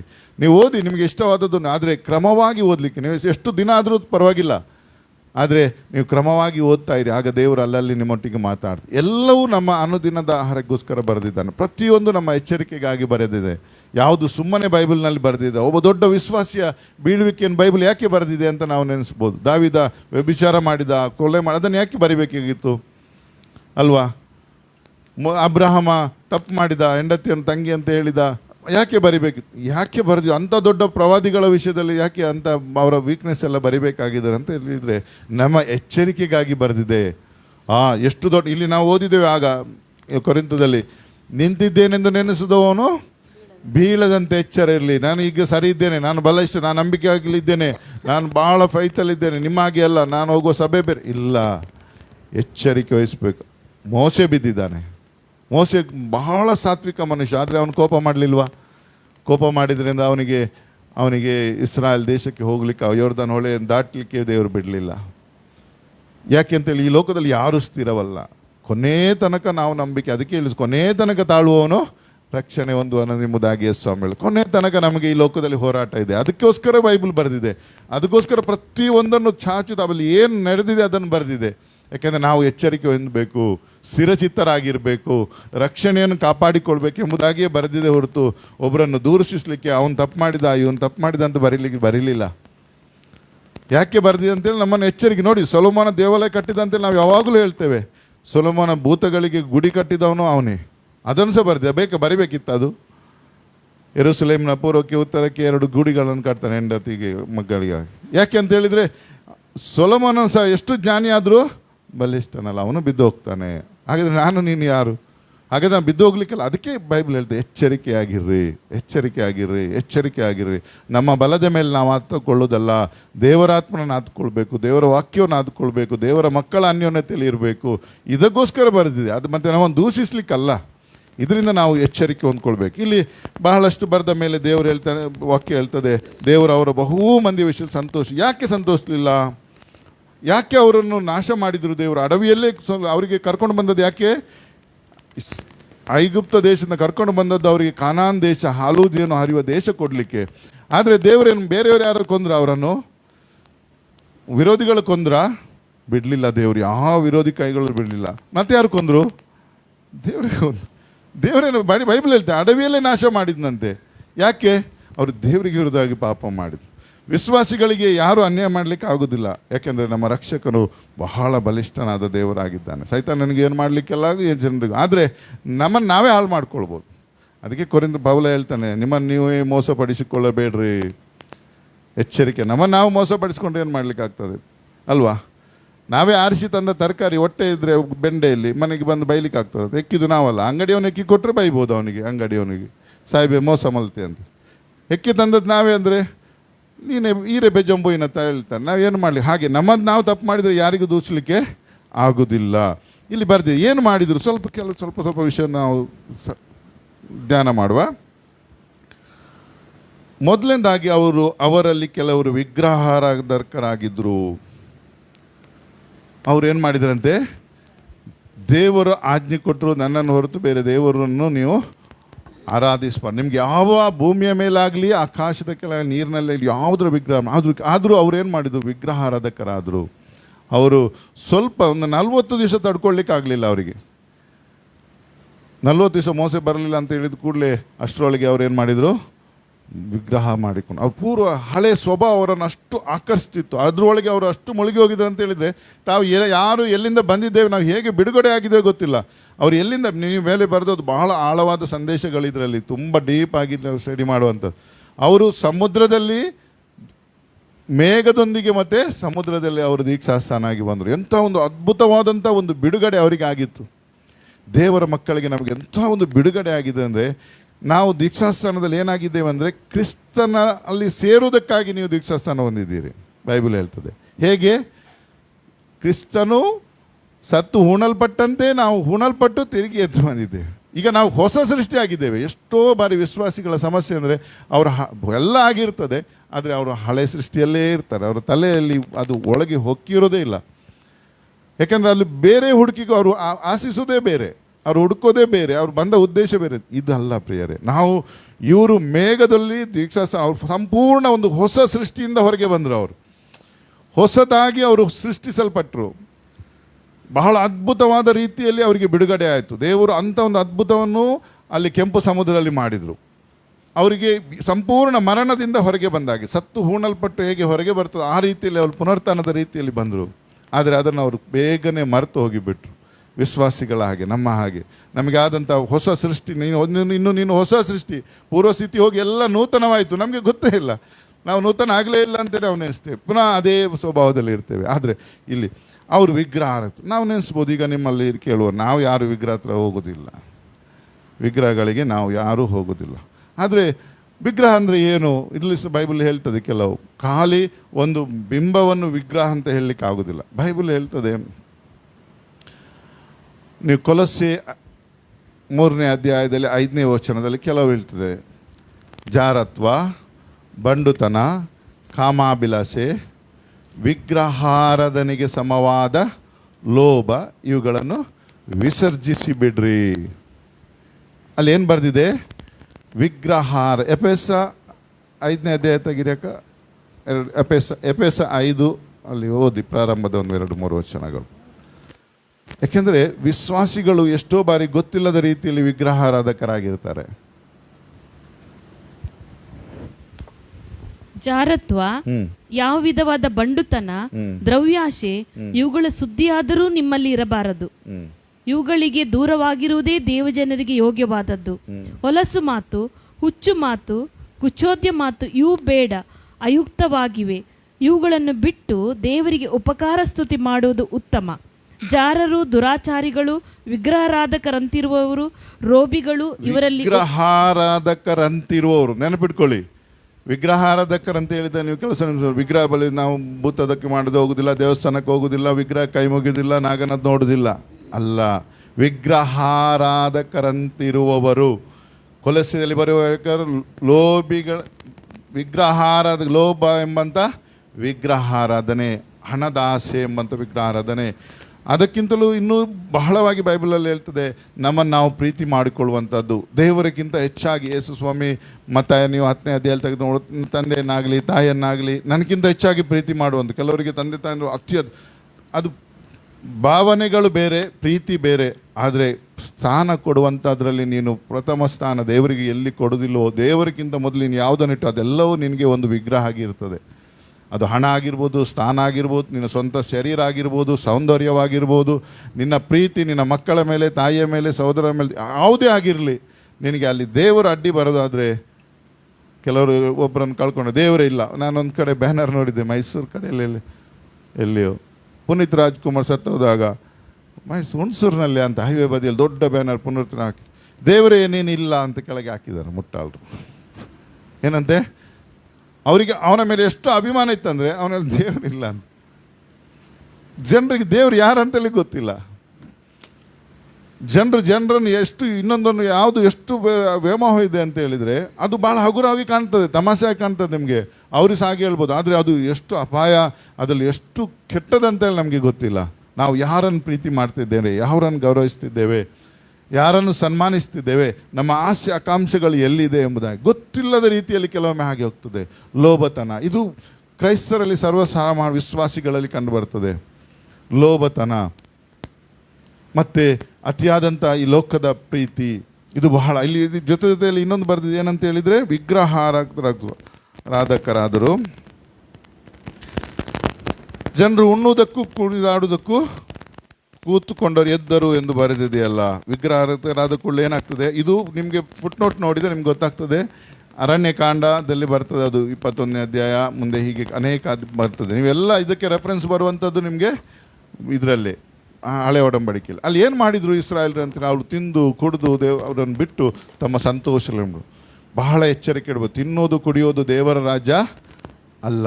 ದೇವರ ಮಕ್ಕಳಿಗೆ ಅತಿಯಾದಂಥ ಒಂದು ಆಹಾರದ ಮೇಲಿನ ವ್ಯಾಮೋಹ ಮತ್ತು ದುಂದೌತಣ, ಹುಡುಕತನ, ಇದರಲ್ಲಿ ಬಹಳ ಎಚ್ಚರಿಕೆಯಿಂದ ನಾವು ಜೀವಿಸ್ಬೇಕು. ಹಳೆ ಜೀವನದಲ್ಲಿ ನಾವು ಅದನ್ನು ಮಾಡ್ತಿದ್ದೆವು, ಆದರೆ ಈಗ ಬಹಳ ಎಚ್ಚರಿಕೆಯಿಂದ ಇರಬೇಕು. 1 ಕೊರಿಂಥ 15ನೇ ಅಧ್ಯಾಯದಲ್ಲಿ ದುಸ್ಸಾಹಸವು ಸದಾಚಾರವನ್ನು ಕೆಡಿಸ್ತದೆ, ಎಚ್ಚರಿಕೆಯಾಗಿರ್ರಿ, ದೇವರು ತಿರಸ್ಕಾರ ಸಹಿಸೋನಲ್ಲ. ಅಲ್ಲಿ ಏನು ಬರೆದ ಮತ್ತು ಗಮ್ಮತ್ತು ಬರೆದಿದೆ ನೋಡಿ, ಅದರಲ್ಲಿ ತಿನ್ನೋಣ ಕುಡಿಯೋಣ ನಾಳೆ ಸಾಯ್ತೇವಲ್ಲ, 33ನೇ ವಚನ 1 ಕೊರಿಂಥ. ತಿನ್ನೋಣ ಕುಡಿಯೋಣ ನಾಳೆ ಸಾಯುತ್ತವೆಲ್ಲ. ಇದು ಕ್ರೈಸ್ತರು ಕೆಲವರು ಮಾತಾಡ್ತಾರೆ, ಎಲ್ಲೇ ಏನೇ ಗೊತ್ತುಂಡು, ನಾಳೆ ಯಾರು ನೋಡಿದ್ದಾರೆ, ಅಲ್ಲ ಇವತ್ತು ನಮ್ಮ ಜೀವನ ಮಜಾ ಮಾಡುವ ಅಥವಾ ಇವತ್ತು ಗಮ್ಮತ್ ಮಾಡುವ. ಇಲ್ಲಿ ನೋಡಿ, ಓದಿ ಮೋಸ ಹೋಗಬೇಡಿರಿ, ದುಸ್ಸಾಹಸವು ಸದಾಚಾರವನ್ನು ಕೆಡಿಸುತ್ತದೆ. ಇಂಥ ಅಮಲಿನಿಂದೆಚ್ಚೆತ್ತು ನೀತಿವಂತರಾಗಿರಿ, ಪಾಪವನ್ನು ಬಿಟ್ಟು ಬಿಡಿರಿ. ಕೆಲವರಿಗೆ ದೇವರ ವಿಷಯದಲ್ಲಿ ಜ್ಞಾನವೇ ಇಲ್ಲ. ಯಾಕಂದ್ರೆ ದೇವರ ವಿಷಯದಲ್ಲಿ ಹಾಗೆ ದೇವರು ಒಬ್ಬ ನಮ್ಮನ್ನು ಯಾರಿಗಾದ್ರೂ ಕಳ್ಕೊಂಡ್ರೆ ನಾವು ದೇವರನ್ನು ದೂಷಿಸುವಂಥದ್ದು, ಯಾಕಂದ್ರೆ ಅದು ಬಹಳ ಅಪಾಯ ಆಗಿಬಿಡ್ತದೆ. ದೇವರ ವಿಷಯದಲ್ಲಿ ಜ್ಞಾನ ಬೇಕು. ದೇವರು ಯಾರು, ದೇವರ ಮಹಿಮೆಯನ್ನು, ದೇವರ ಸ್ವಲ್ಪ ಆದರೂ ನಮಗೆ ತುಂಬ ತಿಳ್ಕೊಳ್ಳಿಕ್ಕೆ ಸಾಧ್ಯ ಇಲ್ಲ ಈ ಅಲ್ಪ ಜ್ಞಾನದಿಂದ. ಆದರೆ ಇದರಿಂದ ದೇವರ ಭಯ ಬರ್ತದೆ, ದೇವರನ್ನು ತಿಳ್ಕೊಳ್ಳಿಕ್ಕೆ ಸ್ವಲ್ಪ ಆದರೂ ಗೊತ್ತಾಗ್ತದೆ. ಆಗ ನಮ್ಮ ಏನಾಗ್ತದೆ, ಬಾಯಿ ಸ್ವಲ್ಪ ನಾಲಿಗೆ ಕಡಿಮೆ ಮಾತಾಡ್ತದೆ. ಪ್ರಸಂಗಿ ಬರೀತಾನೆ 5ನೇ ಅಧ್ಯಾಯ, ದೇವರ ಸ್ಥಾನಕ್ಕೆ ಹೋಗುವಾಗ ನಿನ್ನ ಹೆಜ್ಜೆಯನ್ನು ಗಮನಿಸು, ಅಟೆನ್ಷನ್ ಆಗಿರು. ದೇವಸ್ಥಾನಕ್ಕೆ ಹೋಗುದು ಹೇಗೋ ಹೋಗಬೇಡ, ಮಂದಿರ್ ಜಾತೆ ಹೋಗ್ತು ಸಾವಧಾನ್ ಅಂದರೆ ಅಟೆನ್ಷನ್ ಆಗಿ ಎಚ್ಚರಿಕೆಯಿಂದ ಸಿದ್ಧನಾಗಿ ಹೋಗು, ಎಚ್ಚರಿಕೆ ಇರು. ಯಜ್ಞ ಹೋಮನಿಗಿಂತ ಯಾವುದನ್ನು ಮೂಢನಿಗೆ ದೇವರ ವಿಷಯದಲ್ಲಿ ಜ್ಞಾನವೇ ಇಲ್ಲ ಅಂತೆ ಅದರಲ್ಲಿ. ಯಾಕೆ ಅಂತ ಹೇಳಿದರೆ ಅದು ಓದಿ ಭಾಳ ಚೆಂದ ಇದೆ ನೋಡಿ. ಪ್ರಸಂಗಿ 5ನೇ ಅಧ್ಯಾಯ, ಮೂಢನಿಗೆ ದೇವರ ವಿಷಯ ಜ್ಞಾನವೇ ಇಲ್ಲ. ದೇವರು ಆಕಾಶದಲ್ಲಿದ್ದಾನೆ, ನೀನೆಲ್ಲಿದ್ದಿ, ಭೂಮಿಯಲ್ಲಿದ್ದ. ಆದ್ದರಿಂದ ನಿನ್ನ ಮಾತು ಏನಾಗಿರಲಿ, ಕೊಂಚವಾಗಿರಲಿ. ಹೇಗೆ ಬೇಕಾದರೂ ಮಾತಾಡಿ, ಹೇಗೆ ಬೇಕಾದರೂ ಪ್ರಾರ್ಥನೆ ಮಾಡೋದು. ಕೆಲವರು ನನಗೆ ಬಹಳ ನಾನು ಎಲ್ಲ ವಿಷಯ ಹೇಳಲಿಕ್ಕೆ ಹೋಗ್ಲಿಕ್ಕೆ ಬೇಸರ ಆಗ್ತದೆ. ಬಹಳ ದೇವರ ವಿಷಯದಲ್ಲಿ ಬಹಳ ಹಗುರ, ದೇವರಿಗೆ ಆಜ್ಞೆ ಮಾಡೋದು, ದೇವರಿಗೆ ಅಪ್ಪಣೆ ಕೊಡೋದು, ದೇವರಿಗೆ ಬೈಯೋದು, ದೇವರ ಹತ್ರ ಏನು ನೆನೆಸಿದ್ದಾರೆ ದೇವರಂತ ಹೇಳಿದರೆ ಏನು ಬರ್ದ್ಯಾಕ. ಕೆಲವರಿಗೆ ದೇವರ ವಿಷಯದಲ್ಲಿ ದೇವರ ಆಕಾಶದಲ್ಲಿದ್ದಾನೆ. ಪ್ರಸಂಗಿ ಓದಿ ಅದೇನೆ. ದೇವಸ್ಥಾನಕ್ಕೆ ಹೋಗುವಾಗ ನಿನ್ನ ಹೆಜ್ಜೆಯನ್ನು ಗಮನಿಸು, ಮೂಢರ ಯಜ್ಞಕ್ಕಿಂತ ಸಾನ್ನಿಧ್ಯಕ್ಕೆ ಬಂದು ಕಿವಿಗೊಡುವುದು ಲೇಸು. ಯಜ್ಞಕ್ಕಿಂತ ಸಾನ್ನಿಧ್ಯಕ್ಕೆ ಬಂದು ಕಿವಿ ಕೊಡುವುದು ಲೇಸು. ದೇವರ ವಾಕ್ಯನ ಬಹಳ ಗಮನಿಸಿ ಕೇಳುವುದು ಕಿವಿ ಕೊಡುದು ಲೇಸು, ತಾವು ಮಾಡುವುದು ಅಧರ್ಮವೆಂದು ಮೂಢರಿಗೆ ಗೊತ್ತೇ ಇಲ್ಲ. ಹಾ. ಬಾಯಿ ದುಡುಕಬೇಡ. ದೇವರ ಮುಂದೆ ಮಾತಾಡಲು ನಿಮ್ಮ ಹೃದಯದಲ್ಲಿ ಆತುರ ಪಡದಿರು. ದೇವರು ಆಕಾಶದಲ್ಲಿದ್ದಾನಲ್ಲವೇ, ನೀನು ಭೂಮಿಯಲ್ಲಿದ್ದಿ. ಆದ ಕಾರಣ ನಿನ್ನ ಮಾತುಗಳು ಕೊಂಚವಾಗಿರಲಿ. 6ನೇ ವಚನ ಓದಿ ಇನ್ನೂ ಬಹಳ ಗಮ್ಮತ್ತು. ನಿನ್ನ ಬಾಯಿ ನಿನ್ನನ್ನು ಪಾಪಕ್ಕೆ ಗುರಿ ಮಾಡದಂತೆ ನೋಡಿಕೊ. ಇದು ಅಜಾಗ್ರತೆಯಿಂದ ಆಯ್ತೆಂದು ದೂತನ ಮುಂದೆ ಹೇಳಬೇಡ. ಮತ್ತೆ ಹೇಳಿ ಪ್ರಯೋಜನ ಇಲ್ಲ. ಮಾತಾಡೋದು ಸುಲಭ ದೇವರ ವಿಷಯದಲ್ಲಿ, ದೇವರಿಗಾಗಿ. ಮತ್ತೆ ಏನು ಮಾಡಿದೆ, ಮತ್ತೆ ನಿನ್ನ ಕೈ ಕೆಲಸನ ಏಕೆ ಹಾಳು ಮಾಡ್ಕೊಳ್ತಿ? ಬಹಳ ಜಾಗ್ರತೆ ಇರಬೇಕು ನಾವು. ದೇವಾಲಯಕ್ಕೆ ಬರುವಾಗ ಹೇಗೆ ಇರಬೇಕು, ದೇವರ ಮುಂದೆ ಹೇಗೆ ಇರಬೇಕು, ದೇವರನ್ನು ಯಾವ ರೀತಿಯಲ್ಲಿ ಇರಬೇಕು, ಹೇಗೋ ಮಾತಾಡೋದು. ನಾಳೆ ಸಾಯ್ತೇವಲ್ಲ, ತಿನ್ನೋಣ ಕುಡಿಯೋಣ, ನಮಗೆ ಇರೋದೇ ಒಂದು ಜೀವನ, ದೇವರು ನಮಗೆ ಆಶೀರ್ವದಿಸಿದೆ ಇದಕ್ಕೆ ತಿನ್ನೋದು, ಅದೆಲ್ಲ ದೇವರು ಹೊಟ್ಟೆಯನ್ನು ಆಹಾರವನ್ನು ದೇವರು ಮಾಡಿದ, ಅದರ ಅದನ್ನು ಎಲ್ಲ ತೆಗೆದಾಕ್ತಾನೆ ಅಂತೇಳಿ ಬೈಬಲ್ ಹೇಳ್ತದೆ. ಒಂದಿನ ಏನು ಮಾಡ್ತಾನೆ ಅಂದರೆ ದೇವರು ಎಲ್ಲರನ್ನು ತೆಗೆದು ಬಿಡ್ತಾನೆ. ಬಹಳ ಎಚ್ಚರಿಕೆ ಇರಬೇಕು. ಇದರಲ್ಲಿ ಅನೇಕ ವಚನಗಳುಂಟು ದೇವರು ವಾಕ್ಯದಲ್ಲಿ. ಆಹಾರದ ವಿಷಯದಲ್ಲಿ ನಾವು ಹೇಗೆ ಜೀವನ ಮಾಡಬೇಕು, ಹೇಗೆ ಸೇವಿಸಬೇಕು, ಯಾವ ರೀತಿಯಲ್ಲಿ ನಮ್ಮ ಜೀವನ ಔತಣಗಳಿರಬೇಕೆಂಬುದಾಗಿ. ಮುಂದೆ ಓದೋಣ. ಕೆಲವರು ಜಾರತ್ವ ಮಾಡಿ ಒಂದೇ ದಿನದಲ್ಲಿ 23,000 ಜನ ಸತ್ತರು. ವ್ಯಭಿಚಾರ, ಅನೈತಿಕತೆ, ಇದು ಸರ್ವಸಾಮಾನ್ಯವಾಗಿದೆ ಇವತ್ತಿನ ಲೋಕದಲ್ಲಿ. ಇವತ್ತು ಈ ಸಮಾಜದಲ್ಲಿ ಇದನ್ನು ಕುರಿತು ಯಾರು ಮಾತಾಡಲಿಕ್ಕೆ ಇಷ್ಟಪಟ್ಟು, ಯಾಕಂದರೆ ಅದು ಕಾಮನ್, ಅದೊಂದು ಮಾಮೂಲಿ ಆಗಿ ಹೋಗಿದೆ. ಸಂಬಂಧಗಳು ಕೆಟ್ಟದಾಗಿ, ದೇವರ ಮಕ್ಕಳ ವಿಷಯದಲ್ಲಿ ನಾನು ಹೇಳೋದಿಲ್ಲ, ಆದರೆ ಸಮಾಜದಲ್ಲಿ ಇಂಥ ಒಂದು ಲೋಕದಲ್ಲಿ ನಾವು ಬೆಳೀತಾ ಇದ್ದೇವೆ, ಇಂಥ ಒಂದು ಲೋಕದಲ್ಲಿ ನಾವು ವಾಸಿಸ್ತಾ ಇದ್ದೇವೆ, ಇಂಥವರ ಮಧ್ಯದಲ್ಲಿ ನಾವು ಜೀವಿಸ್ತಾ ಇದ್ದೇವೆ. ದಿನನಿತ್ಯ ನಾವು ನೋಡ್ತೇವೆ. ನೀವು ದೊಡ್ಡ ದೊಡ್ಡ ಪಟ್ಟಣದಲ್ಲಿ ನಿಮ್ಮಲ್ಲಿ ಇದ್ದವ್ರು, ನಿಮ್ಮ ಮಕ್ಕಳೆಲ್ಲ ಕೆಲಸ ಮಾಡೋರು ಹೇಳ್ಬೋದು, ನಮ್ಮಲ್ಲಿ ಹೀಗಿದ್ದಾರೆ, ನಾವು ಇರುವಂಥ PG ಹತ್ರದಲ್ಲಿ ಹೀಗಿದ್ದಾರೆ, ನಾವು ಕೆಲಸ ಮಾಡೋಲ್ಲಿ ಇಲ್ಲಿದ್ದಾರೆ. ನೋಡಿ, ಇದೊಂದು ಭಯಂಕರ ಅಪಾಯಕರವಾದಂಥ ಒಂದು ಸಮಾಜಕ್ಕೆ ಸೈತಾನ ಜನರನ್ನು ತಗೊಂಡು ಹೋಗ್ತಾ ಇದ್ದಾನೆ. ನಾಶನಕ್ಕೆ ಕೊನೆ ಕಾಲಕ್ಕೆ ಸೋದೋಮಿನಂಥ ಒಂದು ಪಾಪಕ್ಕೆ ಜನರನ್ನು ಕರ್ಕೊಂಡು ಹೋಗ್ತಾ ಇದ್ದಾನೆ.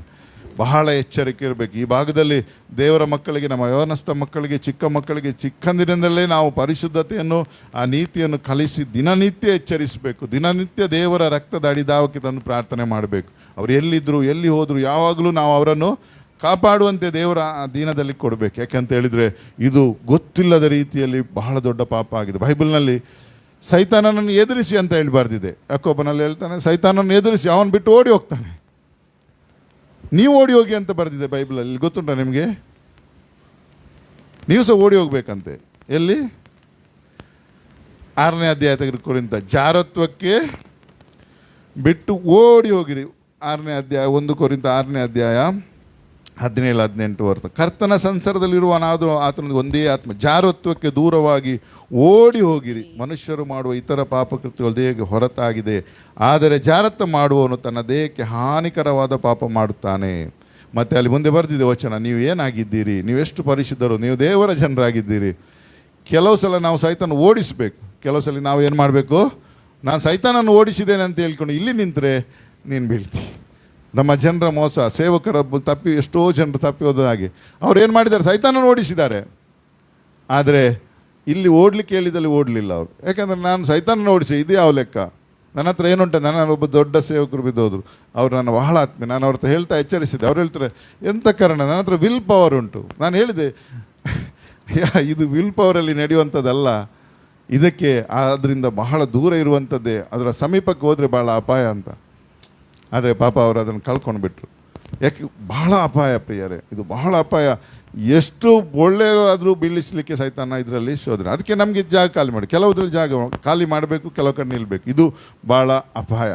ಆದರೆ ಇಲ್ಲಿ ವ್ಯಭಿಚಾರ ಅಂತ ಹೇಳಿದ್ರು ನೀವು ಖಾಲಿ ಹೇಳ್ಬೋದು, ನಾವು ಅಂಥದ್ದು ಮಾಡೋದಿಲ್ಲ, ನಾನು ಚಿಕ್ಕದಿಂದಲೂ ಇದರಲ್ಲಿ ನಾನು ನಿಯತ್ತಾಗಿದ್ದೇನೆ ಎಂಬುದಾಗಿ. ಬೈಬಲ್ ವ್ಯಭಿಚಾರ ಬಹಳ ಬೇರೆ ವಿಭಿನ್ನವಾಗಿ ಮಾತಾಡ್ತದೆ.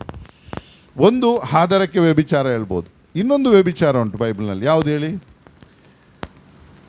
ಯಾಕೋಬನು ತನ್ನ ಪತ್ರಿಕೆಯಲ್ಲಿ ಬರೆಯುವುದು, ವ್ಯಭಿಚಾರಿಗಳು ನೀವು, ಇಹಲೋಕ ಸ್ನೇಹವು ದೇವ ವೈರ ಎಂಬುದು ನಿಮಗೆ ಗೊತ್ತಿಲ್ಲವೇ? 4ನೇದಲ್ಲಿ ಬರುತ್ತೋ. ಹಾಗಾದರೆ ದೇವರನ್ನು ಬಿಟ್ಟು ನಾವು ಲೋಕವನ್ನು ಪ್ರೀತಿ ಮಾಡಿದರೆ ಅದೇನಾಗಿರ್ತದೆ? ವ್ಯಭಿಚಾರ ಆಗ್ತದೆ. ಕ್ರೈಸ್ತರು ಕೆಲವರು ಇದನ್ನೇ ಮಾಡೋದು. ದೇವನು ಇಹಲೋಕವನ್ನು ಪ್ರೀತಿ ಮಾಡಿ ಏನಂತೆ ಬಿಟ್ಟು ಹೋದನು. ನೋಡಿ, ಯಾಕೋಬ 4:4ನೇ ವಚನ. ವ್ಯಭಿಚಾರಿಗಳು ನೀವು ಹಾಗೆ ಓದ್ಬೇಕು. ವ್ಯಭಿಚಾರಿಗಳು ನೀವು, ಇಹಲೋಕ ಸ್ನೇಹವು ದೇವವೈರವೆಂದು ನಿಮಗೆ ತಿಳಿಯದು. ಲೋಕಕ್ಕೆ ಸ್ನೇಹಿತನಾಗಬೇಕೆಂದಿರುವವನು ತನ್ನನ್ನು ದೇವರಿಗೆ ವಿರೋಧಿಯನ್ನಾಗಿ ಮಾಡಿಕೊಳ್ಳುತ್ತಾನೆ. ನೋಡಿ, ನೀನು ವ್ಯಭಿಚಾರ ಮಾಡದೇ ಇರ್ಬೋದು, ಆದರೆ ನೀನು ಲೋಕವನ್ನು ಹೆಚ್ಚಾಗಿ ಪ್ರೀತಿ ಮಾಡ್ತಾ ಇದ್ದೀಯ ಅಂತ ಗಮನಿಸು. ಶಾರೀರಿಕ ವ್ಯಭಿಚಾರ ನೀನು ಮಾಡದೇ ಇರ್ಬೋದು, ಆದರೆ ಲೋಕವನ್ನು ಪ್ರೀತಿ ಮಾಡುವಂಥ ಒಂದು ವ್ಯಭಿಚಾರಕ್ಕೆ ನಮ್ಮನ್ನು ಮೋಸ. 1 ಯೋಹಾನ ಪತ್ರಿಕೆ ಅಲ್ಲಿ ನಾವು ಹಿಡಿದೆ, ಅಲ್ಲಿ ಬಹಳ ಚಂದ ಬರ್ತದೆ ಕೆಲವು ವಿಷಯಗಳು. ಲೋಕವನ್ನು ಪ್ರೀತಿ ಮಾಡಿದರೆ ತಂದೆಯ ಮೇಲೆ ಪ್ರೀತಿ ಅವನಿಗೆ ಇಲ್ಲ. ಯಾವನಾದರೂ ಲೋಕವನ್ನಾಗಲಿ ಲೋಕದಲ್ಲಿ ಪ್ರೀತಿ ಮಾಡಬೇಡ್ರಿ. ಬೈಬಲಲ್ಲಿ ಬಹಳ ಇದೆ. ಯಾಕೆಂದರೆ ಲೋಕ ತಂದೆಯನ್ನು ಪ್ರೀತಿ ಮಾಡಲಿಕ್ಕೆ ಆಗೋದಿಲ್ಲ. ನೀವು ಲೋಕವನ್ನು ಪ್ರೀತಿ ಮಾಡಿ ದೇವರನ್ನು ಪ್ರೀತಿ ಮಾಡಲಿಕ್ಕೆ ಆಗೋದಿಲ್ಲ. ಆದ್ದರಿಂದ ಇಲ್ಲಿ ಸಹ ನಾವು ಗಮನಿಸಬೇಕು, ಇದರಲ್ಲಿ ನಾವು ಬಿದ್ದೋಗಿದ್ದೇವಾ? ಲೋಕದ ವಿಷಯ, ಲೋಕದ ಸಂಗತಿ, ಆಸ್ತಿ, ಹಣ, ಮನೆ, ಇದರ ಕುರಿತಾಗಿಯೇ ಚಿಂತನೆ ಮಾಡಿಕೊಂಡು ಅದನ್ನೇ ವ್ಯಾಮೋಹವಾಗಿ ನಮ್ಮ ಭಕ್ತಿ, ಅದು ನಮ್ಮ ಉದ್ದೇಶ, ಕೊಡು ಕಾಣಿಕೆ, ಎಲ್ಲದರಲ್ಲಿ ಉದ್ದೇಶ ಅದೇ ಆಗಿದ್ದರೆ ಬಹಳ ಕಷ್ಟದು. ವಿಶ್ವಾಸಿಗಳಾಗಿ ನಾವು ಈ ಭಾಗದಲ್ಲಿ ಎಚ್ಚರಿಕೆ ಇರಬೇಕು. ಇನ್ನೊಂದು ವ್ಯಭಿಚಾರ ಇದೆ, ದೇವರನ್ನು ಬಿಟ್ಟು ಹೋಗುವಂಥದ್ದು. ಬೈಬಲ್ ಬರ್ತದೆ, ಇದು ಬಹಳ ದುಃಖಕರವಾದಂಥ ಒಂದು ಸಂಗತಿ. ವಿಮೋಚನ ಕಾಂಡ 34ನೇ ಅಧ್ಯಾಯದಲ್ಲಿ ಇದು ಬರ್ತದೆ. ದೇವರನ್ನು ನಾವು ಬಿಟ್ಟು ಹೋಗುವಂಥದ್ದು ಏನಾಗ್ತದೆ? ಇಡೀ ಇಸ್ರಾಯೇಲ್ಯರು ಮಾಡಿದಂಥ ಪಾಪ ಅದಾಗಿತ್ತು. ಅವರು ದೊಡ್ಡ ಪಾಪ ಮಾಡಿದ್ರು. ಏನಂತ ಹೇಳಿದರೆ, ದೇವರನ್ನು ಬಿಟ್ಟು ಹೋಗಿ ಅವರು ಅನ್ಯ ದೇವರು. ಅದಕ್ಕೆ ಅವರು ಯಾಕೆ, ಕೆಲವೊಮ್ಮೆ ನನಗೆ ಒಬ್ಬ ಹೇಳ್ತಾ ಇದ್ದ, ದೇವರು ಎಷ್ಟು ಕ್ರೂರಿಯಾಗಿ ಹಳೆ ಒಡಂಬಡಿಕೆ ವರ್ತಿಸಿದಾರಲ್ಲ, ಅವರನ್ನೆಲ್ಲ ನಾಶ ಮಾಡಲಿಕ್ಕೆ ಹೇಳಿದ್ರಲ್ಲ. ಯಾಕೆ ನಾಶ ಮಾಡಲಿಕ್ಕೆ ಹೇಳಿದ್ರು ಅಂತ ಹೇಳಿದರೆ, ಅವರು ಅನ್ಯ ದೇವತೆಗಳ ಪೂಜೆ ಮಾಡಿಸಿ ಅವರನ್ನು ನಾಶ ಮಾಡ್ತಾರೆ ಎಂಬುದು 34ನೇ ಅಧ್ಯಾಯ ಅಲ್ಲಿ 16ನೇ ವಚನ. ಅದಲ್ಲದೆ ನೀವು ನಿಮ್ಮ ಗಂಡು ಮಕ್ಕಳಿಗೆ ಅವರಲ್ಲಿ ಕನ್ನಿಕೆಗಳನ್ನು ತೆಗೆದುಕೊಳ್ಳುವುದಕ್ಕೆ ಆಸ್ಪದ ಉಂಟಾಗುವುದು. ತರುವಾಯ ಆ ಸೊಸೆಯರು ತವರು ಮನೆಯ ದೇವತೆಗಳನ್ನು ಪೂಜಿಸುವರಾಗಿ ನಿಮ್ಮ ಮಕ್ಕಳನ್ನು ಅನ್ಯ ದೇವರುಗಳ ಪೂಜೆ ಎಂಬ ವ್ಯಭಿಚಾರಕ್ಕೆ ಎಳೆದಾರು. ಅನ್ಯ ದೇವತೆಗಳೆಂಬ ವ್ಯಭಿಚಾರ. ಹಾಗಾದರೆ ವ್ಯಭಿಚಾರದಲ್ಲಿ ಎಷ್ಟು ನಮೂನೆ ಉಂಟು? ನಾವು ಹೇಳ್ತೇವೆ ದೈಹಿಕ ಸಂಪರ್ಕ ಮಾತ್ರ ವ್ಯಭಿಚಾರ. ಇಲ್ಲ, ನೀನು ಯೇಸುವನ್ನು ಬಿಟ್ಟು ಬೇರೆ ವಿಷಯದಲ್ಲಿ ನೀನು ಯೋಚನೆ ಮಾಡಿ, ಬೇರೆ ದೇವರುಗಳ ವಿಷಯದಲ್ಲಿ ಭಯಪಟ್ಟರೆ, ಬೇರೆ ದೇವರುಗಳ ಕುರಿತು ಹೆದರಿಕೊಂಡು ಅದಕ್ಕೆ ನೀನು ಏನಾದರೂ ಒಪ್ಪಿಸೋದಾದರೆ, ಕೆಲವರು ಕ್ರೈಸ್ತರು ಕಾಣಿಕೆ ಒಪ್ಪಿಸ್ತಾರೆ. ಮೊನ್ನೆ ಒಬ್ಬರು ಅಯ್ಯ ಇನ್ನೊಂದು ಕರೆದಲ್ಲಿ ಹೇಳ್ತಾ ಇದ್ರು, ಇನ್ನೊಂದು ಅಯ್ಯನ ಕುರಿತಾಗಿ ಅವರು ಅಲ್ಲಿಗೆ ಹೋಗಬಾರ್ದಿತ್ತು, ಯಾಕೆ ಏನಾಯಿತು ಅಂತ ಅವರವರೇ ಮಾತಾಡ್ತಿದ್ರು. ನಾನು ಕಿವಿ ಕೊಡ್ತಾ ಇದ್ದೆ ಗಾಡೀಲಿ ಬರುವಾಗ. ಆ ಮನುಷ್ಯ ಅಲ್ಲಿ ಹೋಗಿ ಏನೋ ಕೋಲ ಮಾಡಿಸ್ತಿದ್ದು, ಅಲ್ಲಿ ಹೋಗಿ ಇವರು ಊಟ ಮಾಡಿಕೊಂಡು ಬರಬಾರ್ದಿತ್ತು. ಯಾರು ಅವರು? ಸಭೆ ಮೆಂಬರ್. ಶ್ರೀಮಂತರು ಏನು ಮಾಡ್ತಾರೆ? ಅವರ ಆಸ್ತಿ ಅಂತಸ್ತು ಉಳಿಸ್ಕೊಳ್ಳಿಕ್ಕೆ, ಅವರ ಬಿಸ್ನೆಸ್ ಉಳಿಸ್ಕೊಳ್ಳಿಕ್ಕೆ ಎಲ್ಲವನ್ನೂ ಮಾಡ್ತಾರೆ. ನಿನ್ನೆ ನನ್ನ ಮಗಳು ಒಬ್ರು ಹೇಳ್ತಿದ್ವು, ಒಬ್ಬರು ಬಂದು ದೊಡ್ಡ ಬಿಸ್ನೆಸ್, ಇಲ್ಲಿದ್ದು ಬಹಳಷ್ಟು ದೊಡ್ಡ ಉಡುಪಿಯಲ್ಲಿ ಫೇಮಸ್, ನಾ ಹೆಸರು ಹೇಳಲಿಕ್ಕೆ ಹೋಗೋದಿಲ್ಲ. ಅವನು ಏನು ಹೇಳಿದಂತೆ, ಊಟಕ್ಕೇನೋ ಕರೆದಾಗ ಏನು ಹೇಳಿದಂತೆ, ನಾನು ಇಲ್ಲ ವೆಜ್ಜಲ್ಲಿದ್ದೇನೆ ಅಂತ. ಏನಾಯ್ತು ಮಾರೆ ನಿನಗೆ? ಈಗ ಏನು ಪಾಸ್ ಟೈಮ್ ಆದರೆ ಬೇರೆ, ಲೆಂಟಲ್ಲಾದರೂ ವೆಜ್ಜಲ್ಲಿ ನಿಲ್ತಾರೆ. ಈಗೇನು ಇಲ್ಲ, ನನಗೆ ಒಂದು 4 ನಾಗನ ಪೂಜೆಗೆ ಕೂತ್ಕೊಳ್ಳಿಕ್ಕೆ ಉಂಟಂತೆ. ಗೊತ್ತಾಯ್ತು. ನಾವು ಕುಕ್ಕಿಹಟ್ಟಿಯಲ್ಲಿ ಮನೆಯಲ್ಲಿದ್ದೆವು. ಅಲ್ಲಿ ನಮ್ಮ ಪಕ್ಕದಲ್ಲಿ ನಮ್ಮ ಕ್ರೈಸ್ತರು ಇರೋದು, ಆಚೆ ಈಚೆಯಲ್ಲೆಲ್ಲ. ಅಲ್ಲಿ ಮನೆಯಲ್ಲಿ ಮಾತಾಡೋದು ಕೇಳ್ತದೆ, ಎಲ್ಲೇ ಮೀನು ಕನೋಡ್ಚಿ ಎಲ್ಲೇ ಮಿರುಮಲ ಅಂಬಿ ಆಡ್ತು ಪೊರ್ತು ಮಲ್ ಬೊರ್ಲು ಮಲ್ಬಲಿ ಮೀನಿಗಿನ ಕನ್ರೆ ಪಡ್ಚಿ ಬನ್ನಲ ಎರಡು ಬನ್ನ ಬಸಾರ ಎಲ್ಲೇ. ಯಾಕೆ? ನಾಳೆ ನಾಗರ ಪಂಚಮಿ. ಇದು ಕ್ರೈಸ್ತರದ ಅವಸ್ಥೆ. ಇದನ್ನೇ ವ್ಯಭಿಚಾರ ಹೇಳೋದು. ಸುಳೆಗಾರಿಕೆ ಮಾತ್ರ ವ್ಯಭಿಚಾರ ಆಗೋದಿಲ್ಲ. ನಿನ್ನ ದೇವರ ವಿಷಯದಲ್ಲಿ ಬಿಟ್ಟು ನೀನು ಅನ್ಯ ದೇವತೆಗಳ ಕುರಿತಾಗಿ ಯೋಚನೆ ಮಾಡಿದರೆ, ಬೈಬಲ್ ಹೇಳ್ತದೆ, ನಾನು ಹೇಳ್ತಾ ಇಲ್ಲ, ಬೈಬಲ್ ಏನು ಹೇಳ್ತದೆ? ಅನ್ಯ ದೇವತೆಗಳೆಂಬ ವ್ಯಭಿಚಾರಕ್ಕೆ ನಿಮ್ಮನ್ನು ಎಳೆದಾನು. ನೀನು ಲೋಕವನ್ನು ಅತಿಯಾಗಿ ಪ್ರೀತಿ ಮಾಡಿದರೆ ನೀನು ಏನಾಗಿದ್ದಿ? ವ್ಯಭಿಚಾರಿಗಳು ನೀವು. ಯಾಕೆ? ಇಹಲೋಕ ಸ್ನೇಹ, ಲೋಕದ ಸ್ನೇಹ, ಲೋಕದ ಸ್ನೇಹಿತರು, ಲೋಕದ ವಿಷಯಗಳ ಕುರಿತಾಗಿ ನಿಂಗೆ ಅತಿಯಾದ ಸ್ನೇಹ, ದೇವರಿಗಿಂತ ಪ್ರಥಮ ಸ್ಥಾನ ಕೊಟ್ಟರೆ ಅಲ್ಲಿಯೂ ನೀನು ವ್ಯಭಿಚಾರಿಗೆ. ನಮ್ಮನ್ನು ನಾವು ಪರೀಕ್ಷೆ ಮಾಡಿಕೊ. ಇದೆಲ್ಲ ನಮಗೆ ನಿದರ್ಶನ ರೂಪಣವಾಗಿದೆ.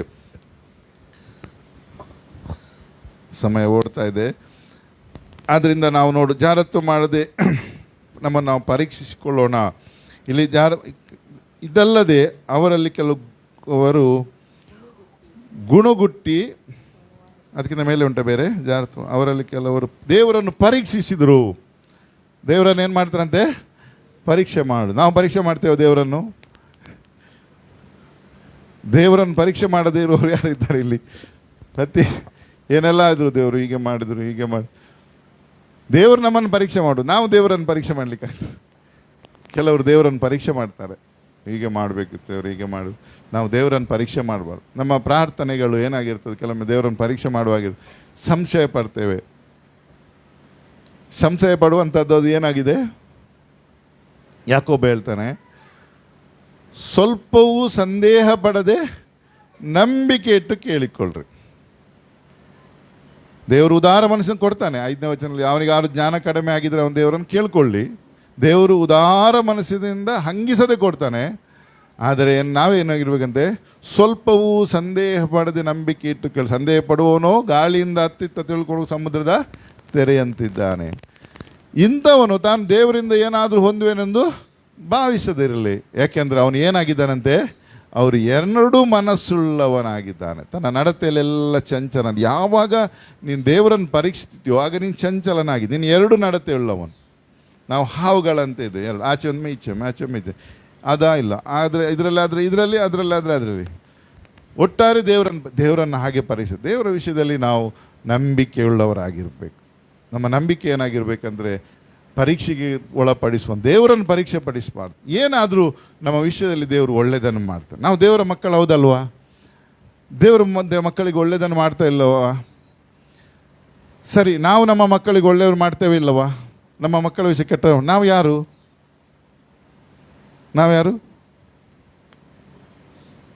ನಾನು ಹೇಳ್ತಿಲ್ಲ, ಎಸ್ಸೊಮ್ಮೆ ಹೇಳ್ತದೆ, ಕೆಟ್ಟವರಾದ ನೀವು ಎಸ್ಸೊಮ್ಮೆ ಹೇಳ್ತಾರೆ, ಕೆಟ್ಟವರಾದ ನೀವು ನಿಮ್ಮ ಮಕ್ಕಳಿಗೆ ಒಳ್ಳೆಯದನ್ನು ಮಾಡೋದಾದರೆ ಪರಲೋಕದಲ್ಲಿರುವ ನಿಮ್ಮ ತಂದೆ ಒಳ್ಳೆಯವನಾದ ತಂದೆ ಎಷ್ಟು ಒಳ್ಳೇದು ಮಾಡ್ತಾರೆ. ಹಾಗಾದ್ರೆ ನಾವು ಕೆಟ್ಟವರಾದ ಹೌದಲ್ವಾ? ಕೆಟ್ಟವರಾದ ನಾವು ಒಳ್ಳೇದು ಮಾಡೋದಾದರೆ ಒಳ್ಳೆಯವನಾದ ದೇವರು ಎಷ್ಟು ಒಳ್ಳೇದು ಮಾಡ್ತಾನೆ. ದೇವರ ವಿಷಯದಲ್ಲಿ ನಾವು ಯಾಕೆ ಸಂಶಯ ಪಡಬೇಕು? ದೇವರು ನನಗೆ ಏನು ಮಾಡಿದ್ರು ಅದು ಒಳ್ಳೇದು ಮಾಡ್ತಾನೆ. ಇದು ಸ್ವಲ್ಪ ತಡ ಆಗಿ ಅರ್ಥ ಆಗ್ತದೆ ಜೀವನದಲ್ಲಿ, ಆಗ ಅರ್ಥ ಆಗೋದಿಲ್ಲ. ನನ್ನ ಜೀವನದಲ್ಲಿ ಇದನ್ನು ಬಹಳ ಅನುಭವ ಮಾಡಿದ್ದೇನೆ. ದೇವರು ಮಾಡಿದ್ದೆಲ್ಲ ಒಳ್ಳೆಯದಕ್ಕೆ. ಇವತ್ತು ನಾನು ಅದನ್ನು ಯಾವಾಗಲೂ ಹೇಳ್ತೇನೆ, ಬೇರೆಯವರು ಹೇಳ್ತೇನೆ, ಅನುಭವ ಬರೋಕೆ ಏನು ಮಾಡಿದರು ಆ ಪರಿಸ್ಥಿತಿಯಲ್ಲಿ ನಮಗೆ ಅದು ಬಹಳ ನೋವು, ಕಷ್ಟ, ಅದು ವೇದನೆ, ನಷ್ಟ ಆಗಿ ಕಂಡರು ನಂತರದಲ್ಲಿ ಅದು ಬಹಳ ಒಳ್ಳೆಯದಾಗಿ, ದೇವರು ನೀನು ಮಾಡಿದ್ದು ಒಳ್ಳೆಯದಪ್ಪ, ಇದು ನನ್ನ ಸ್ವಂತ ಅನುಭವ. ನಾನು ಇವತ್ತು ಇಲ್ಲಿ ಸ್ಥಿತಿಯಲ್ಲಿ ಇರೋದಾದರೂ ದೇವರು ನನ್ನ ಜೀವನದಲ್ಲಿ ಬಂದು ಹೋದಂಥ ಎಲ್ಲ ಅದಕ್ಕೆ ಕೀರ್ತನೆಗಾರ ಹೇಳ್ತಾನೆ, 119ನೇ ಕೀರ್ತನೆ 67, 71 ವಚನಗಳಲ್ಲೆಲ್ಲ ಕಷ್ಟಾನುಭವವು ಹಿತಕರವಾಯಿತು, ಅದರಿಂದ ನಿನ್ನ ನಿಬಂಧನೆಯನ್ನು ಕಲ್ತುಕೊಂಡಿರಂಥ 71ನೇ ವಚನದಲ್ಲಿ. 67ನೇ ವಚನದಲ್ಲಿ ಹೇಳ್ತಾನೆ, ಕಷ್ಟಾನುಭವಕ್ಕಿಂತ ಮೊದಲು ತಪ್ಪಿ ಹೋಗ್ತಿದ್ದೇನೋ, ಈಗಲಾದರೂ ನಿನ್ನ ನುಡಿಯನ್ನು ಕಲಿತುಕೊಂಡಿದ್ದೇನೆ, ಗ್ರಹಿಸಿಕೊಂಡಿದ್ದೇನೆ, ಅನುಭವ ಮಾಡಿದ್ದೇನೆ. ನನ್ನ ಕಷ್ಟ ಬಂದು ಒಳ್ಳೇದಾಯ್ತಪ್ಪ, ಈಗ ನನಗೆ ಗೊತ್ತಾಯ್ತು ದೇವರು ಯಾರು, ಈಗ ನನ್ನ ಜೀವನಕ್ಕೆ ಒಂದು ಗುರಿ ಬಂತು, ಈಗ ನನ್ನ ಜೀವನಕ್ಕೆ ಒಂದು ಉದ್ದೇಶ ಬಂತು ಎಂಬುದಾಗಿ. ಪ್ರಿಯರೇ, ದೇವರ ಮಕ್ಕಳಾದ ನನ್ನ ನಿಮ್ಮ ಜೀವನದಲ್ಲಿ ಬರುವಂಥ ಯಾವುದೇ ಘಟನೆಗಳಾಗಲಿ ದೇವರ ಚಿತ್ತದೊಳಗೆ ನೀನು ಇರುವುದಾದರೆ ಅದು ಎಂಥ ಅಪಾಯಕರ, ಎಲ್ಲರೂ ನೀನು ದಡ್ಡ ಅಂತೇಳಿ ನಿನ್ಗೆ ಹೇಳ್ಬೋದು, ಆದರೆ ದೇವರು ಹೇಳ್ತಾನೆ ನೀನು ಜ್ಞಾನಿ, ನೀನು ನಷ್ಟ ಮಾಡ್ಕೊಂಡು ಅಂತ ಹೇಳಿ ಹೇಳ್ಬೋದು, ಆದರೆ ನಿನ್ನ ಆಯ್ಕೆ ಸರಿಯಾಗಿ ಇರ್ತದೆ. ಯಾಕಂದ್ರೆ ನೀನು ದೇವರ ಚಿತ್ತದಲ್ಲಿ ದೇವರ ವಾಕ್ಯದಲ್ಲಿ ನಡೆಯುವಾಗ ನೀನು ಲೋಕವನ್ನು ನೋಡದೆ, ಪರಿಸ್ಥಿತಿಯನ್ನು ನೋಡದೆ, ಸಮಾಜ ಹೇಳುವಂಥದ್ದು, ಈಗದ ವಿಜ್ಞಾನ ಹೇಳುವಂಥದ್ದು ಅಥವಾ ಈಗ ಸೈನ್ಸ್ ಏನೆಲ್ಲ ಈಗ ಲೋಕ ಹೇಳುವಂಥ ಜ್ಞಾನ ಎನಿಸಿಕೊಳ್ಳೋದು ಒಳ್ಳೇದಂತ ಹೇಳಿದರು, ನೀನು ವಾಕ್ಯಾನುಸಾರ ದೇವರ ಚಿತ್ತದಲ್ಲಿದ್ದರೆ ಅದು ಅಂತ್ಯದಲ್ಲಿ ನಮಗೆ ಒಳ್ಳೆಯದನ್ನೇ ಮಾಡ್ತದೆ. ದೇವರು ಯಾರಿಗೂ ತಪ್ಪು ಮಾಡೋದೇ ಇಲ್ಲ. ಇದು ನಾನು ಸ್ವಂತ ಅನುಭವದಲ್ಲಿ ಹೇಳ್ತೇನೆ. ನನ್ನ ಹತ್ರ ದೊಡ್ಡ ಸಾಕ್ಷಿಗಳು ಬೇಕಾದಷ್ಟುಂಟು, ಅದು ಈಗ ಹೇಳುವ ಸಮಯ ಅಲ್ಲ.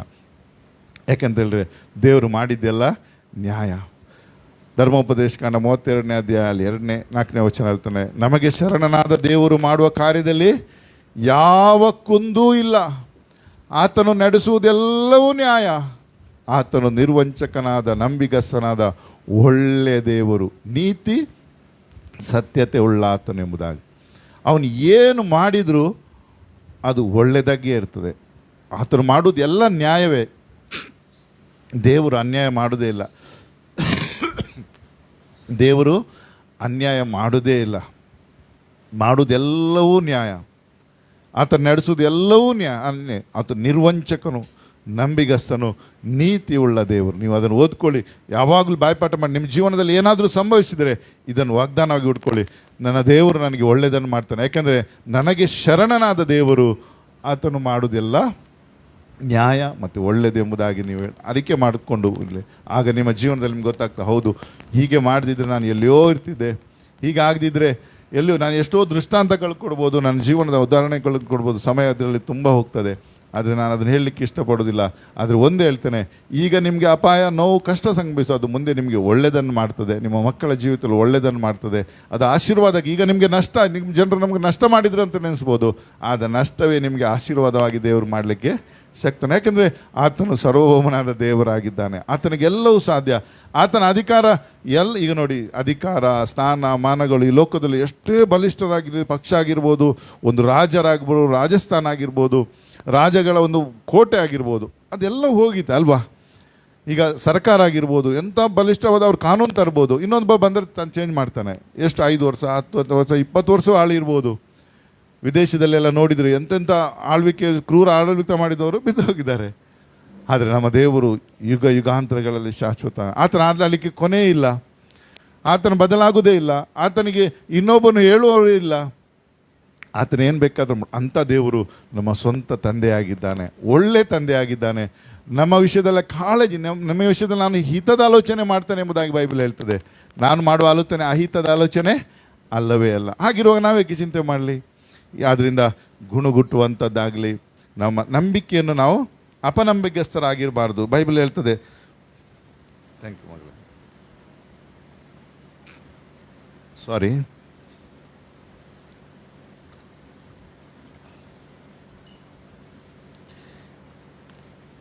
ದೇವರನ್ನು ಪರೀಕ್ಷಿಸದೇ ಇರೋನ ಮತ್ತೆ ಕೆಲವರು ಏನು ಮಾಡಿದಂತೆ ಗುಣಿಗುಟ್ಟಿದ್ರು. ಇದು ಪರೀಕ್ಷೆ, ಗುಣಿಗುಟ್ಟು ಎರಡು ಒಟ್ಟೊಟ್ಟಿಗೆ ಬರ್ತದೆ. ಆದರೆ ಕೆಲವೊಮ್ಮೆ ಗೊತ್ತಿಲ್ಲದ ರೀತಿಯಲ್ಲಿ ನಾವು ಗುಣಗುಟ್ತಾ ಇರ್ತೇವೆ. ಕೆಲವು ಮನೆಗಳಲ್ಲಿ, ಕೆಲವು ಜೀವಿತದಲ್ಲಿ ಕೆಲವರೊಟ್ಟಿಗೆ ಮಾತಾಡ್ತಾ ಕೂತ್ಕೊಂಡ್ರೆ ಬಹಳ ಬೇಸರ ಆಗ್ತದೆ. ಅವರು ನಕಾರಾತ್ಮಕವನ್ನೇ ಮಾತಾಡ್ತಾರೆ. ಅವರು ಜೀವನದಲ್ಲಿ ಎದ್ದದಕ್ಕೆ ಕೂತದಕ್ಕೆ ಏನು ಮಾಡ್ತಾರೆ? ಗುಣಗುಡ್ತಾರೆ. ಅಂಥವ್ರ ಮಧ್ಯದಲ್ಲಿ ನಾವು ವಾಸ ಮಾಡ್ತಾ ಇದ್ದೇವೆ. ಆದರೆ ನಮ್ಮನ್ನು ನಾವು ಪರೀಕ್ಷೆ ಮಾಡಿಕೊಳ್ಳು. ನಾವು ಸಕಾರಾತ್ಮಕವಾಗಿ ಮಾತಾಡಬೇಕು. ನಾವು ಯಾವಾಗಲೂ ದೇವರೊಟ್ಟಿಗೆ ನಾವು ಎಲ್ಲವನ್ನು ನೋಡಿ ನಂಬುವವರಲ್ಲ. ಬೈಬಲ್ ಎಷ್ಟು ಚಂದ ಬರ್ತದೆ. ನಾವು ನೋಡುವವರಾಗಿ ನಡೆಯದೆ ನಂಬುವವರಾಗಿ ನಡೆಯುವವರು. ಲೋಕ ನೋಡಿ ನಡೀತದೆ, ನಾವು ನಂಬಿ ನಡೀತೇವೆ. ಅದಕ್ಕೆ ಇಬ್ರಿಯ 11ನೇ ಅಧ್ಯಾಯದಲ್ಲಿ ನಾವು ಕಾಣುವಂಥದ್ದನ್ನು ನಂಬಿಕೆ ಅಂದರೆ ಏನು ಅಂತ ಅಲ್ಲಿ ಬರೀತಾರೆ. 11ನೇ ಅಧ್ಯಾಯ ಪ್ರಾರಂಭ ಮಾಡುವಾಗ ನಂಬಿಕೆ ಅಂದರೆ ಏನು? ಕಣ್ಣಿಗೆ ಕಾಣದವುಗಳನ್ನು ನಿಜವೆಂದು ತಿಳಿಯುವುದೇ ನಂಬಿಕೆ. ಏನು? ದೇವರು ಒಬ್ಬರು ಇದ್ದಾರೆ, ದೇವರೆಲ್ಲ ಸೃಷ್ಟಿ ಮಾಡಿದ್ದಾನೆ, ಆತನ ಮೂಲಕ ಇದು ನಡೀತದೆ ಎಂಬುದಾಗಿ ನಾವು ನಂಬಬೇಕು.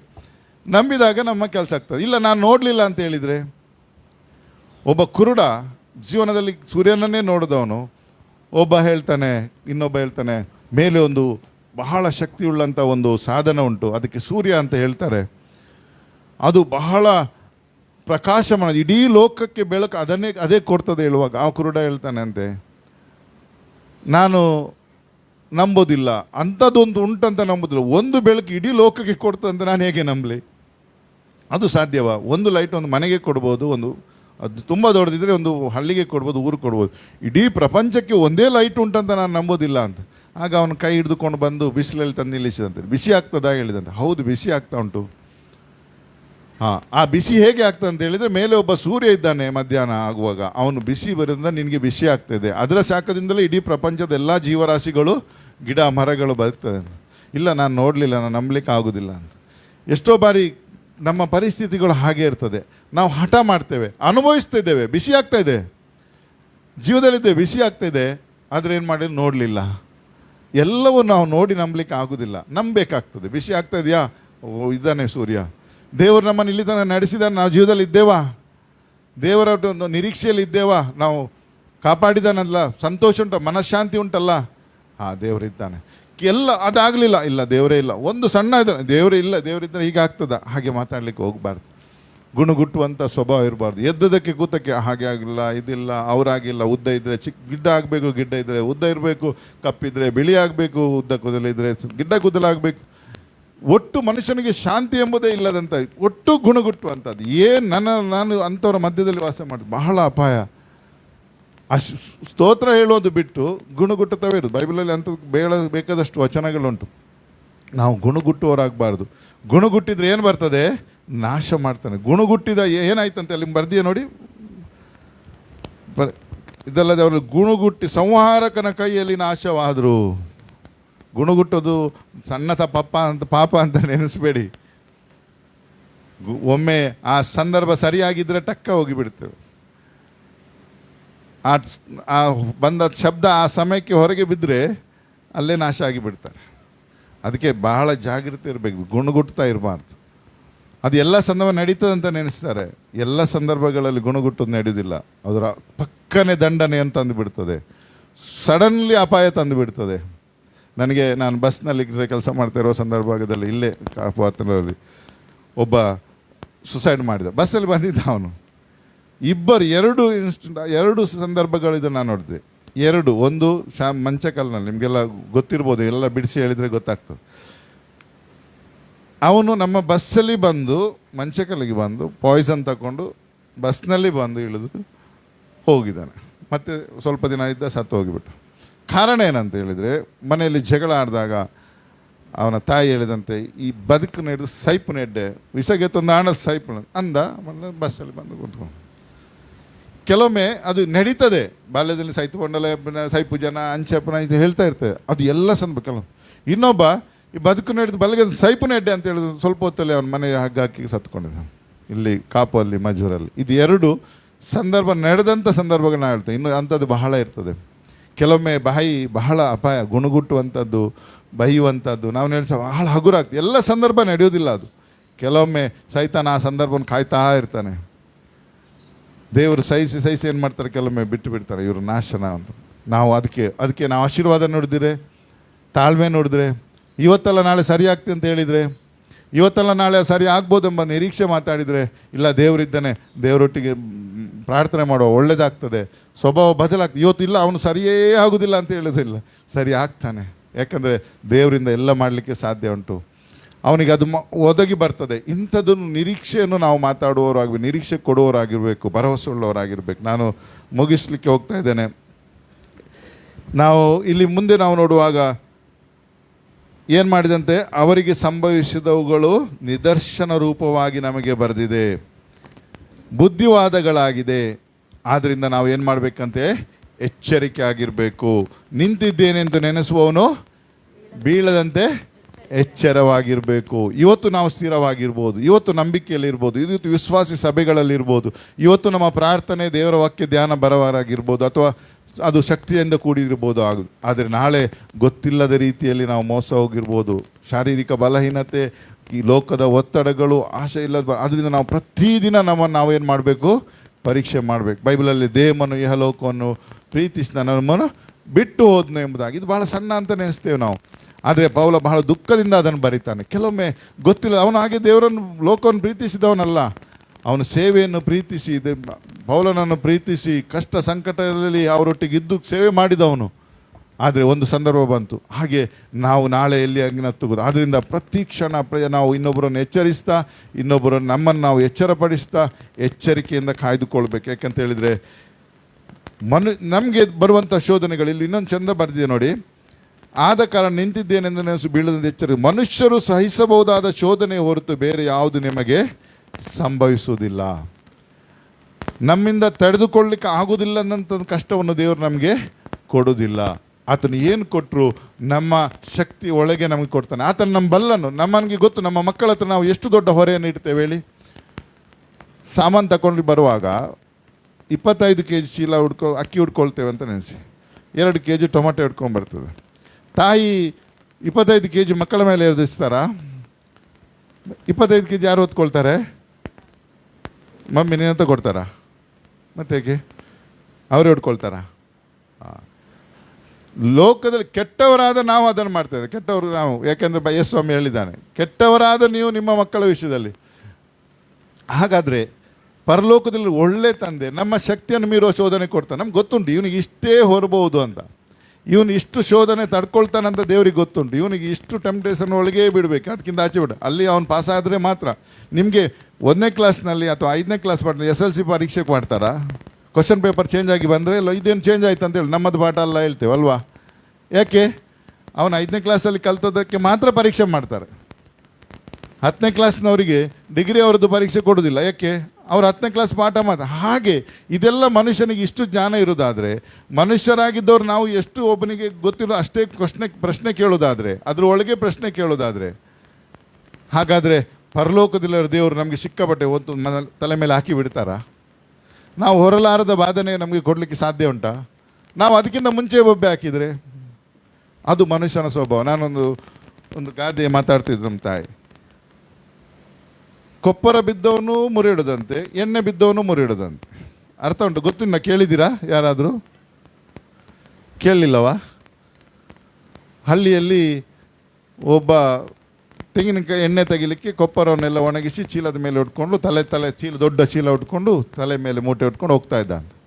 ಹೋಗುವ ದಾರಿ ಬಹಳ ಓಣಿ, ಹೀಗೆ ಎರಡು ಸೈಡ್ ಹೆಚ್ಚು ಜಾಗ ಇಲ್ಲ, ಎದುರಿಂದಲೂ ಬರಬೇಕು, ಅದರಲ್ಲೇ ಸ್ವಲ್ಪ ಕಷ್ಟದಲ್ಲಿ ಹೋಗಬೇಕು. ಒಬ್ಬ ಈಗಾಗಲೇ ಹೋಗಿ ಕೊಪ್ಪರ ಕೊಟ್ಟು ಎಣ್ಣೆ ಮಾಡಿಕೊಂಡು ಮಣ್ಣಿನ ಕರದಲ್ಲಿ, ಆಗ ಮಣ್ಣು ಕರಲ್ಲ, ಅದನ್ನು ಹೊತ್ಕೊಂಡು ತಲೆ ಮೇಲೆ ಉಟ್ಕೊಂಡು ಬರ್ತಾ ಇದ್ದಾನೆ.